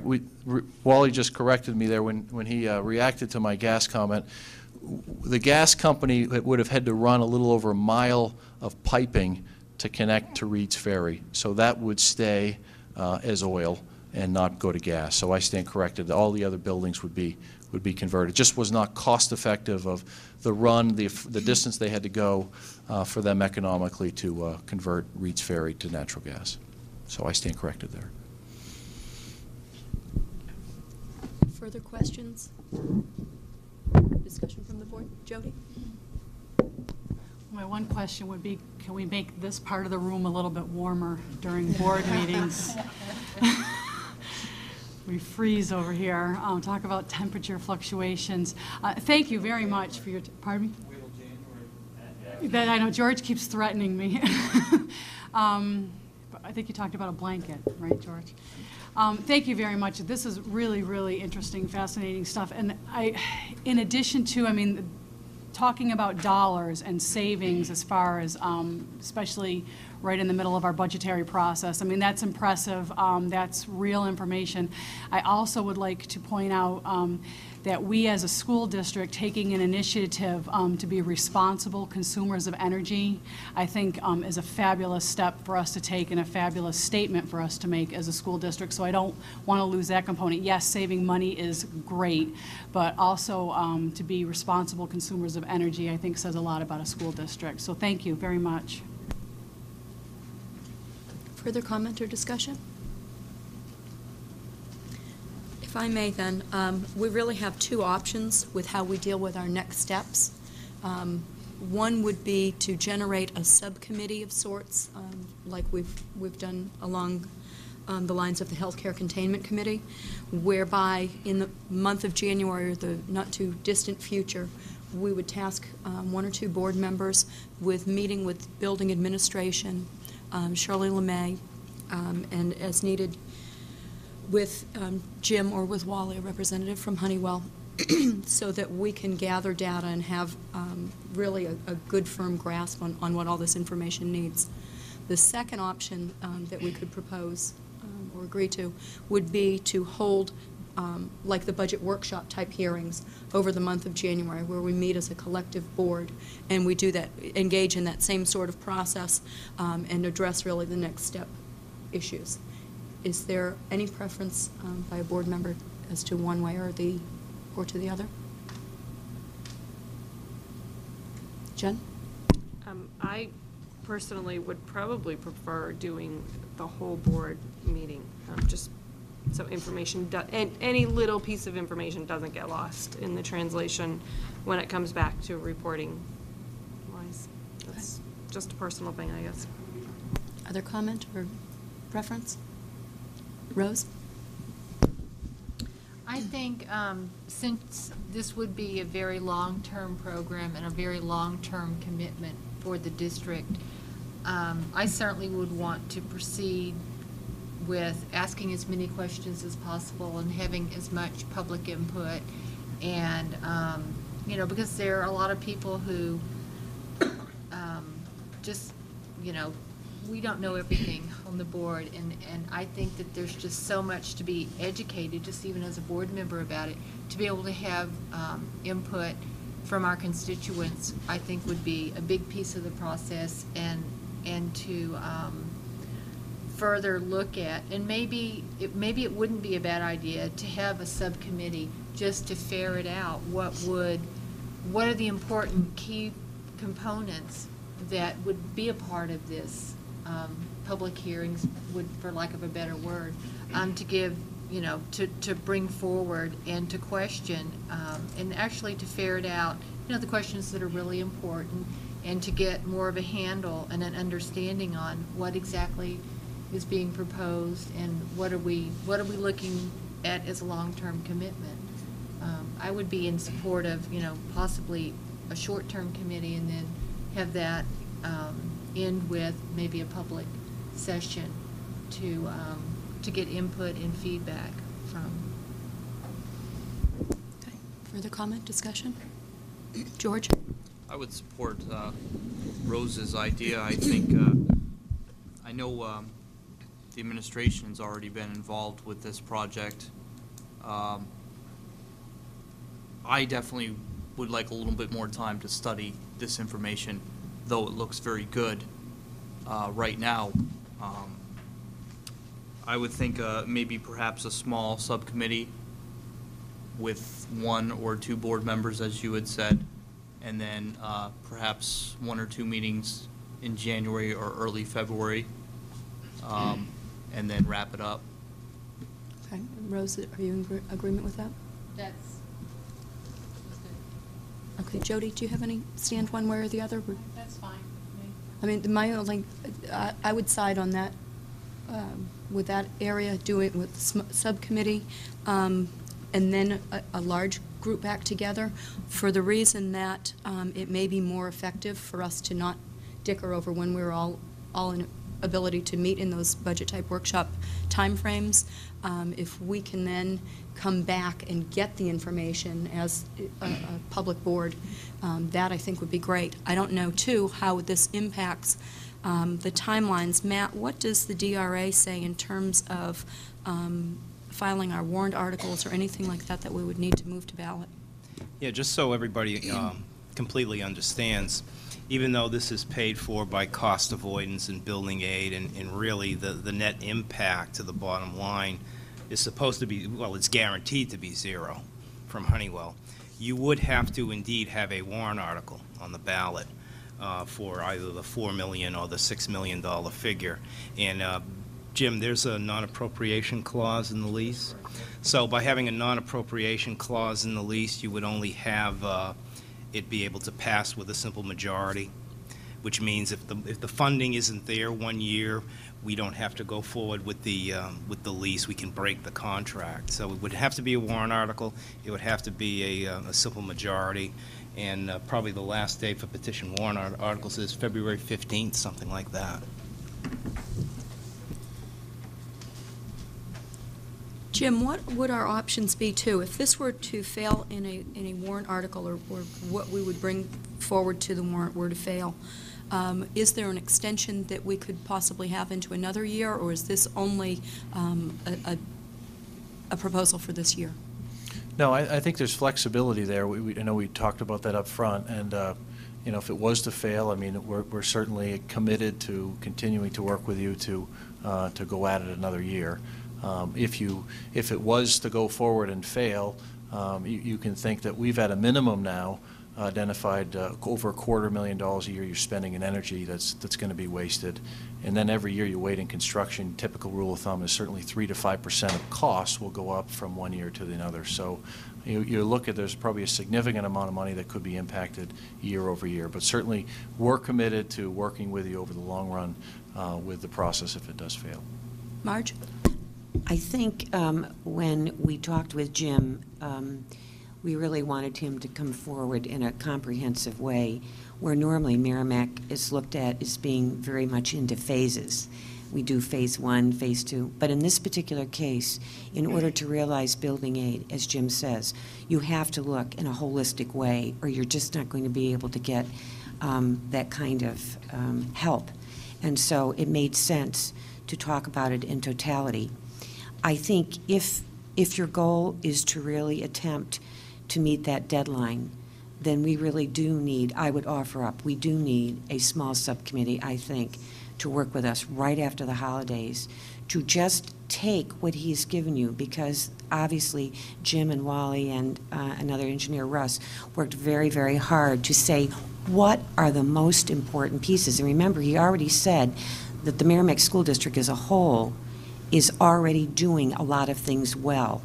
But the things he pointed out are our greatest needs, our greatest deficits. So really, all we need to do is go back and look at those carefully to completely understand them. And I wouldn't expect anybody to be able to get that information tonight. Too much was coming at you. So it's to go back, it's to understand each of those items well, to be able to come back and say it again to the public after you've had a chance to process it. I really think no more than 2 meetings, it wouldn't take any more than 2 meetings of a subcommittee to do that with the likes of Jim and Wally and Russ or whomever, because they've already drilled down and done all this data analysis, and they can just give that to you as underpinning and then come back here. But we do have a very tight window if, in fact, you really want to pursue this in a conversation with the voters. It really got a very short turnaround time. George? And I agree. And the only thing I would add to that is we should do due diligence and make sure we've covered all the bases. We're asking for a warrant article, in essence, for approximately $4.5 million, or perhaps more, depending on what plan is chosen.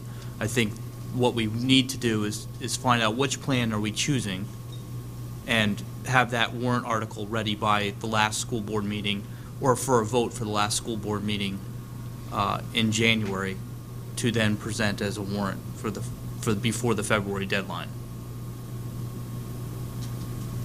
Right, and right now your January meetings are scheduled for the 2nd and the 16th, which just means if we needed to have another meeting for something this important or this serious, I'm sure all of you would be willing to do that, because it just might take an extra one simply because of the time factor.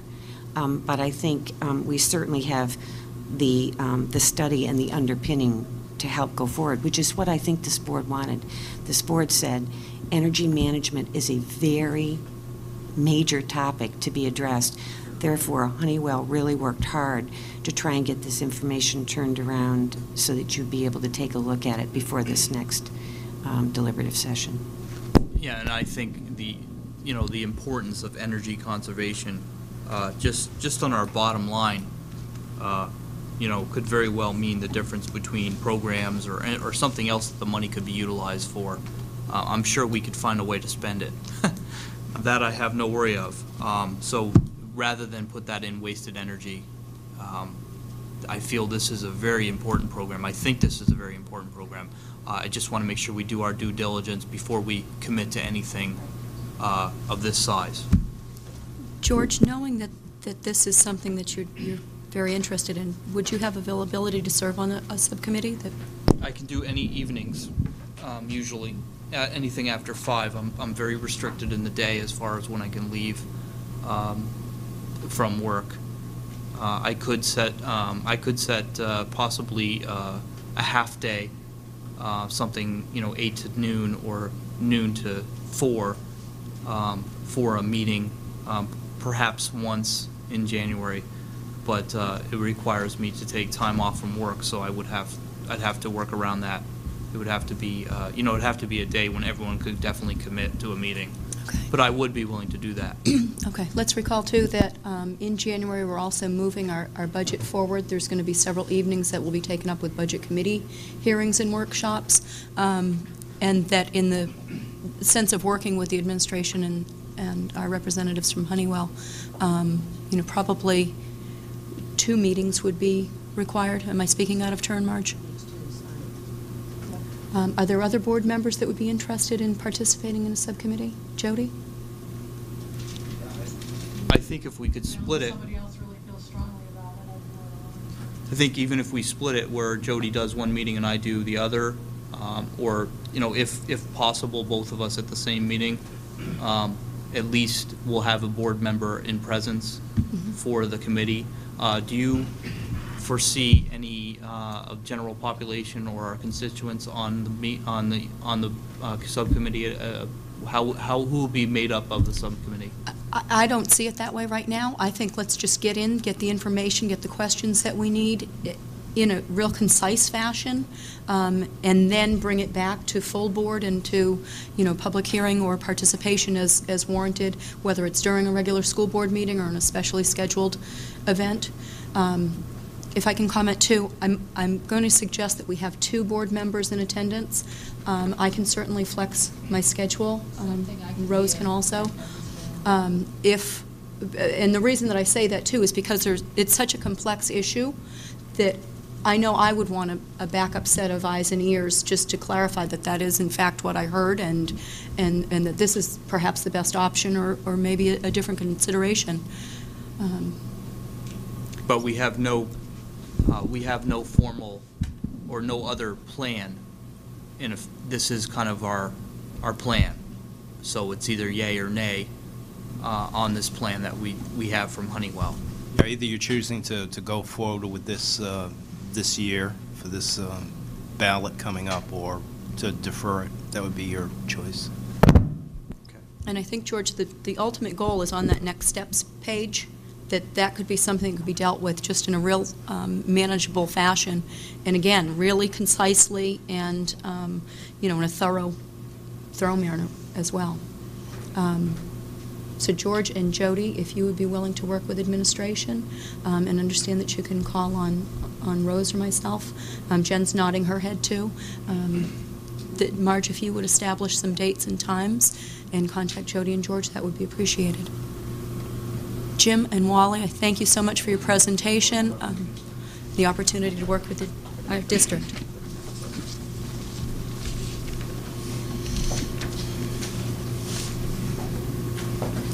The next item on our agenda this evening is a discussion of Ceresc grant opportunities for the Merrimack School District, and Debbie is going to speak to those items this evening.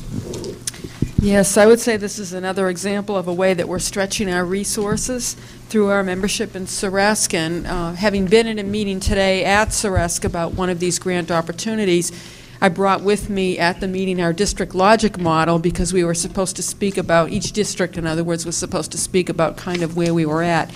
The other two districts in the grant that I'm speaking about, which is called SRACA, Strategic Improvement of Reading Across Content Areas, are Rochester and Franklin. But Merrimack is the key district involved in this grant. And I have to say that I was pleased to see that several of our strategies and our objectives on the logic model fit this grant, having to do with formative assessment tools, consistent ongoing professional development, supporting staff and parent understanding of research and practice and effective reading and math instruction, assessment use at class and district level, and then, of course, the opportunities for teacher dialogue on student learning. The SRACA grant will enable us to have at least 30 of our teachers from the middle school trained in strategies that will help science and math teachers work with literacy skills in improving our student learning. And those activities will begin in January, and by June of '08, 500 teachers in New Hampshire will be involved in this initiative. Merrimack is kind of one of the pilot districts to help get this started. The other piece that I gave you in the memo has to do with the Teaching American History Collaborative Project, which you heard mentioned several times this evening during the social studies presentation. That particular project really gave us a lot of help to move our curriculum forward, bringing Audrey Rogers to the team, who did training on curriculum by design, helping us with essential questions. Jill Kane also is a consultant for Ceresc, and she was our facilitator. And I am really pleased to say something you heard mentioned by the social studies team sounds like it really will come true, and that is to bring the American History grant to our elementary teachers. Emily mentioned earlier primary source documents, and that's the key feature of the American History grant, so I'm very excited about that. I did give you a couple of descriptive pieces explaining these different projects, and I'd be glad to answer questions on any of them if you'd like. Questions, comments, discussion by the board? Jody? Debbie, so we don't know for sure about the elementary school grant, or do we have a timeline where we expect to know? The RFP just came out calling for grants, and I know that Ceresc is in the early stages of writing it, but they have asked if Merrimack would be involved in that with them. So I'm not sure when the grants are due and when we would get word. So I'm not sure about that. I think because this grant has been so well received at the secondary level, I guess I'd be surprised if it didn't go forward at the elementary level too, but I can't say for sure. Further comment, question? I just want to point out, Debbie, I think part of the feedback that we've received this week in our email communication, questions at times the district's availability or ability to combine services with other agencies. And I just want to point out that this is another primary example of how Ceresc benefits the district in terms of the grant monies that we're able to apply for. Using the combined resources of other districts in the state is great for the state, not just for Merrimack. But again, it's a very worthy alliance for us. Other questions? Comment? Seeing none, Debbie, thank you for sharing the information with us this evening. The next item on our agenda is a much more streamlined second review of updated and new policies. Marge. You recall with our streamline process, and Lee refers to, I do not go through and read for a second time those policies that are before you, but simply ascertain if it is true that none of you want to make any addition, for I don't think that I don't think I've received anything from you. Likewise, I want you to know that these three policies are also sitting before the members of the leadership team, and I've not heard anything from any of those either. So it would tell me that if that's true, that I would plan on putting these three policies on the consent agenda for your first meeting in January, which would be January 2nd, and at that time I'll come forward with three new ones. Okay. Is there any clarification or discussion to come before the board on the 3 policies to include the admission of resident students, the admission of non-resident students, and the admission of homeless students this evening? Seeing none, Marge, if you would move those 3 policies to the consent agenda for the January 2nd meeting, that would be great. At this point in our agenda, we come to other. Is there any correspondence to come before the board this evening? Matt? Yeah. I have some correspondence from Bob Anderson from the Department of Revenue Administration. He is our auditor, in response to a question that George Markwell had asked about potentially asking the town of Merrimack to put a checkbox on the tax bill if anybody wanted to contribute anything additional for support of the schools. Bob said, in essence, that the law is very specific and that wouldn't be allowed, so I figured I'd go and take a look and do a little research on the law. And if you go to RSA 76:11-A, it says the tax bill shall show the rate for municipal, local, state education, county taxes separately. Assessed valuation just kind of goes on into what should be on the what has to be on the tax bill. It also says in Section 3, a town or city may, by majority vote of its governing body, that would be the town council, include information additional to that required under paragraphs 1 and 2 in the tax bill as a means of further educating the public relative to the laws regarding property taxes. So if the town council wanted to put something additional on the tax bill, they could, but it'd have to be for educational purposes of the public. So that really kind of limited us as to what we could do here. So I guess in essence that your request can't go forward. So. Thank you for checking on that. I assume that's what you were going to tell me, because I know they were pretty specific on what verbiage could be on that tax bill, but one can always try. That is true. Okay. Correspondence to come before the board? If I can share, I received an email from Dean Mitchner of the New Hampshire School Board Association, and in it he requested that I serve as a liaison for the school district, or a contact person, in keeping the educational legislation on our radar, and in serving as the as somebody who would acknowledge and respond to the legislative bulletins and postings that come across the internet at different times. In particular, he indicated that in addition to keeping current and informed via the bulletins, at times I may be asked to contact local legislators or key legislative committee members regarding important legislation. When such action is expected, specific information and directions will be supplied to facilitate the communication. If you'll recall, in our correspondence or the email link that we have with the New Hampshire School Board Association, there are often times where there are contacts requested, and in the past we haven't had a formal representative. I have agreed to work with the School Board Association and take that task on for the board. Is there anyone who does not currently receive that correspondence from the NHSBA? Jody and Jen? Okay.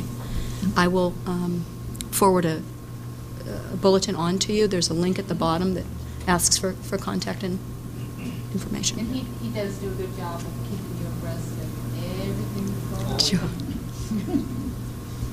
Get ready for a lot of email. Well, there, if I may, in my next piece of correspondence, address the lot of email.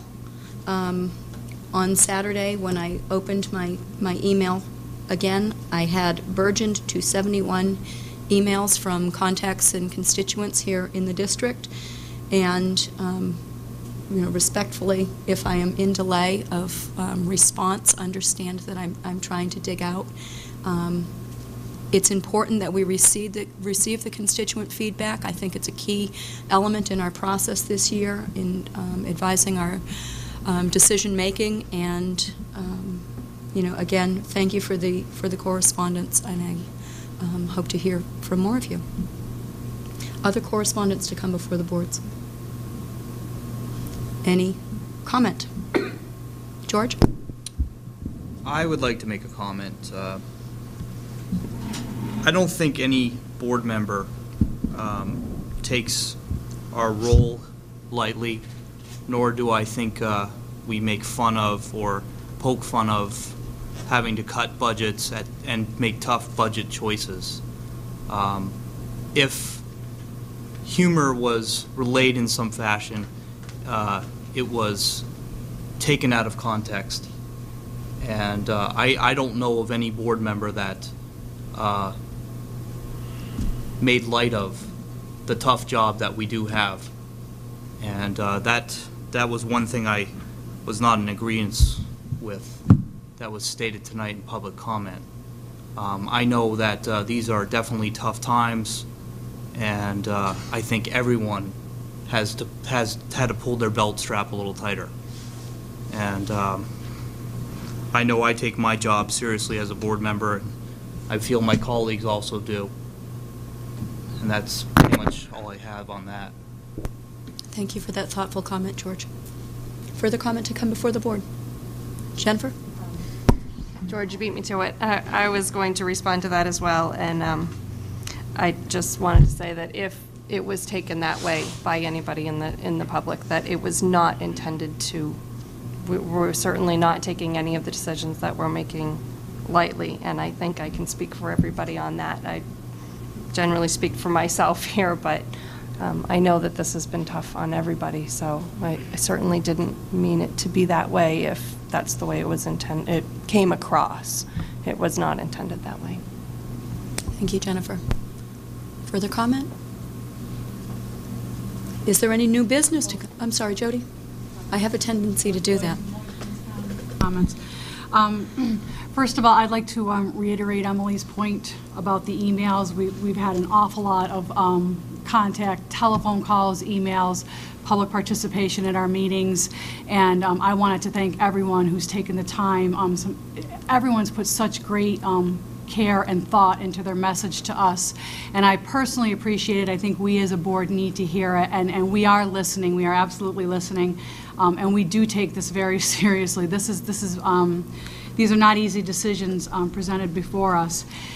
We talk a lot about, I would just like to leave you, Vera, I'm not going to take up a lot of time, some quick thoughts before we enter our final budget hearing on Wednesday. We talk a lot about data-driven decisions, and in premise, I agree with that wholeheartedly. I think we as a board have been a little bit remiss in possibly not offering up completely accurate and complete data, and I'm referencing, of course, the music department discussions that we've had. And after having the enrollment information was presented to us in a way that, and this could be strictly presumption on some people's parts, but it was presumed, I made the presumption that the enrollment data was indicative of lack of interest and indicative of a program that was in serious need of having a spark lit under it. After our meeting that night, of course, many people came out in support of the music department, but a lot of people came forward, and I also made some inquiries and did some research myself and came forward with facts that I think we also, it's very, very important that we include this information in our deliberations regarding this. The enrollment numbers, yes, they were accurate, and if you compared them to something else, they could appear low. But the other information that we need to consider is we need to consider the maximum capacity of these classes. And I have this information. I believe some of our public has also presented this information. The maximum capacity for a lot of these classes is typically 10 or 12 students. So to say that a class has 10 students is low enrollment when it's a maximum capacity really is an inaccurate reflection of that class. Another point of information that I think is essential for us to consider as board members is the primary request that students make for these classes. There might be one or two instrumental music classes that aren't up there in the numbers, but every other course of study that is offered in the music department, the primary requests far exceed the maximum capacity for the class. So that's information, in my opinion, that really needs to be considered in its entirety before we make a decision that I feel could really, really cause great harm to the students at our high school, specifically those involved in our music department. The other thing I would like to speak about is, I know we've gone back and forth and we've had a lot of input about the proposed 7-period day. And I know I've expressed my concerns to everybody here that I am not positive that this is where we want to go as a board. When I proposed contemplating eliminating the team model way of doing business at the middle school, I was instructed, and I think rightfully so, by people who are administrators, who are educators, such as Debbie Wolfline, whose opinion I respect, saying these are not changing teaching philosophies is not something that you want to do during a budget crisis, during the budget process when you appear to be in a budget crisis. You don't want to make philosophical decisions based on dollars. And in my opinion, I understand that this 8-block period day, there are certain catalysts to it being space constraints, but I also see and have heard from talking to educators and administration and students alike that there are academic and educational benefits that we are reaping from this. And I think this would also be a radical change, just as eliminating the team model from the middle school. And I personally am not comfortable making the decisions on the budget cuts for the high school that would appear to be causing a radical change in the way we do business at the high school. We need thoughtful, considerate deliberation on something like that. We also need to, when you're making decisions like that, as Pat McGrath pointed out, you need to look at your approved curriculum. You need to discuss class size impacts. You need to discuss reductions in offerings. And as some of our students so eloquently pointed back at us, look at your mission statement. Look at your logic model. And personally, I think that if we are about doing something in a more efficient manner, and there are really those who feel that the way we have the 8-period block day is not the way to go. By all means, let's look at it, let's open discussion, but let's not do it in a rushed manner to try and get cuts in to take money off our bottom line. Let's possibly take a step back, breathe, and then possibly reconvene. And if that's an issue people want to discuss, I'm all for it. But let's be about gathering data in a thoughtful and considerate manner. And thank you for indulging me. I appreciate it. Further comment? George? I have a question, actually. I wanted to bring this up. On the suspensions for the month of November, we had a fairly high total, it seems like, in the high school, total of 56, 49 being other. Any comments on that, or what's going on? Was it just... Without administration being here, Marge, is that something? I would just need to get back to you, George, Okay. to get a full rendering. I figured you would have to do a little research. Thank you. Further comment? Rose? I would like to echo Jody's sentiments about the thoughtful consideration and certainly the data analysis and data decision-making that is part of the logic model that we are following. And I think the other piece is something, just tonight we were looking at a new curriculum that we've been working on for the past 2 years. And all of the pieces and components of that, in looking at level funding and grasping at, how we can possibly get there, already we've, as a board, have agreed that a number of the proposals appear to be short-sighted, even though the administration said that this is a place we would have to go. I don't believe any administrator has said, this is what we want. This is where we would have to go. And I think, already as a board, we have realized that in looking at the Exchange City program. And I think a huge piece of that comes from just the little bit of experience that we have on the board, even at this point, just with, 2 of us finishing off 3-year terms and 2 brand new board members, and then George in his 2nd year, that just our short experience, we're already we could look at the Exchange City and say, well, yeah, you know, we remember when that came through PERC and what this was all about, and look at all the resources that we've put into this. It's very short-sighted that we would not spend $5,000 on a program, and I'm sure once you really take the time to look through this document, you'll find what a huge portion of the curriculum focuses in that area, and the Exchange City is a culmination of that, as well as the multitude, well, there's not that many, but the field trips that the students do engage in.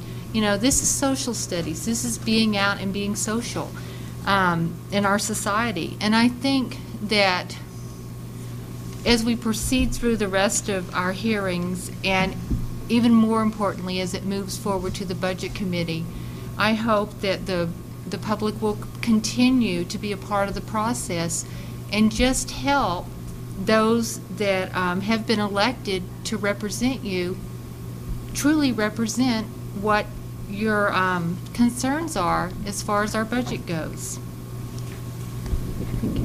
Thanks, Rose. Further comment? Seeing none, is there any new business to come before the board this evening? Seeing none, committee reports to come before the board. George? We just have the update from the Wellness Committee. We met in the first Thursday in December. We're going to be submitting a survey to the district. Results will be available, I'm told, by our second meeting in January. So we should have some interesting results of that survey. And I can forward that survey to you if you haven't already received it. Very good. I don't think I've received it yet. Okay. I can do that for everyone. Okay. Other committee reports? Jody? December 12th, I attended, along with Emily Coburn, the Program Evaluation and Review Committee meeting, which you pretty much saw what was presented here tonight, the social studies curriculum. We meet again on January 9th, and I understand that the Gateway program is going to come before us. So more to follow. Thank you. Okay, and as a side piece, Jody and I are going to be meeting tomorrow with the Gateway group, just to clarify some further questions that we had surrounding the program. What's that? Sure, you want to wait just a second? Honestly, because I have an important letter that I was going to share as a representative to the Budget Committee. But if you'd like your manifest, you can have it now. The Budget Committee has all received letters from existing Chairman Stan Heinrich, and they were sent, I understand, by certified mail to all Budget Committee members, and that would be the 12 and myself. The initial date for the Budget Committee's meeting is going to be the 21st of December. It will be held at 7 p.m. at Mastrocola Elementary School's APR, so the James Mastrocola Elementary School in their APR or cafeteria. Their regular workshops will then be held on January 10th, January 22nd, January 31st, with the public hearing and final recommendations to be made on the 15th of February. One of the things that I was... I'm sorry, the other dates, thank you, Jody, will be held here in the high school cafeteria. At 7 p.m.? At 7 p.m. And one of the things that I'd like to stress, too, is in the emails that I've been returning, one of the pieces that I'm trying to reiterate to the public is that this is just the second step in our budget process as we embark on this four-step process. The first piece was to get the proposal from the administration. We're the second step here. The Budget Committee becomes your third step, and the deliberative session is the fourth step in our process. Each carries significant import and impact as it moves towards the voters. The voters will, of course, have the final say on whatever does come as a result of the deliberative session, which should be held in the first week of March. And then voting on April 10th, Tuesday, April 10th this year. Other committee reports to come before the board. Seeing none, we'll open the microphone to public comments on agenda items. Is there any public comment to come before the board? Roy Swanger, 6 Clara Drive. I just want to say one of the things that impressed me in a couple of the presentations is how well both the social studies curriculum and Honeywell managed to feed the three-headed monster of budget, legal requirements, and even educational, even something that you might not think of as having educational impact. In the case of Honeywell, for example, they're talking about the environment for learning and the effects that such things as air quality can have.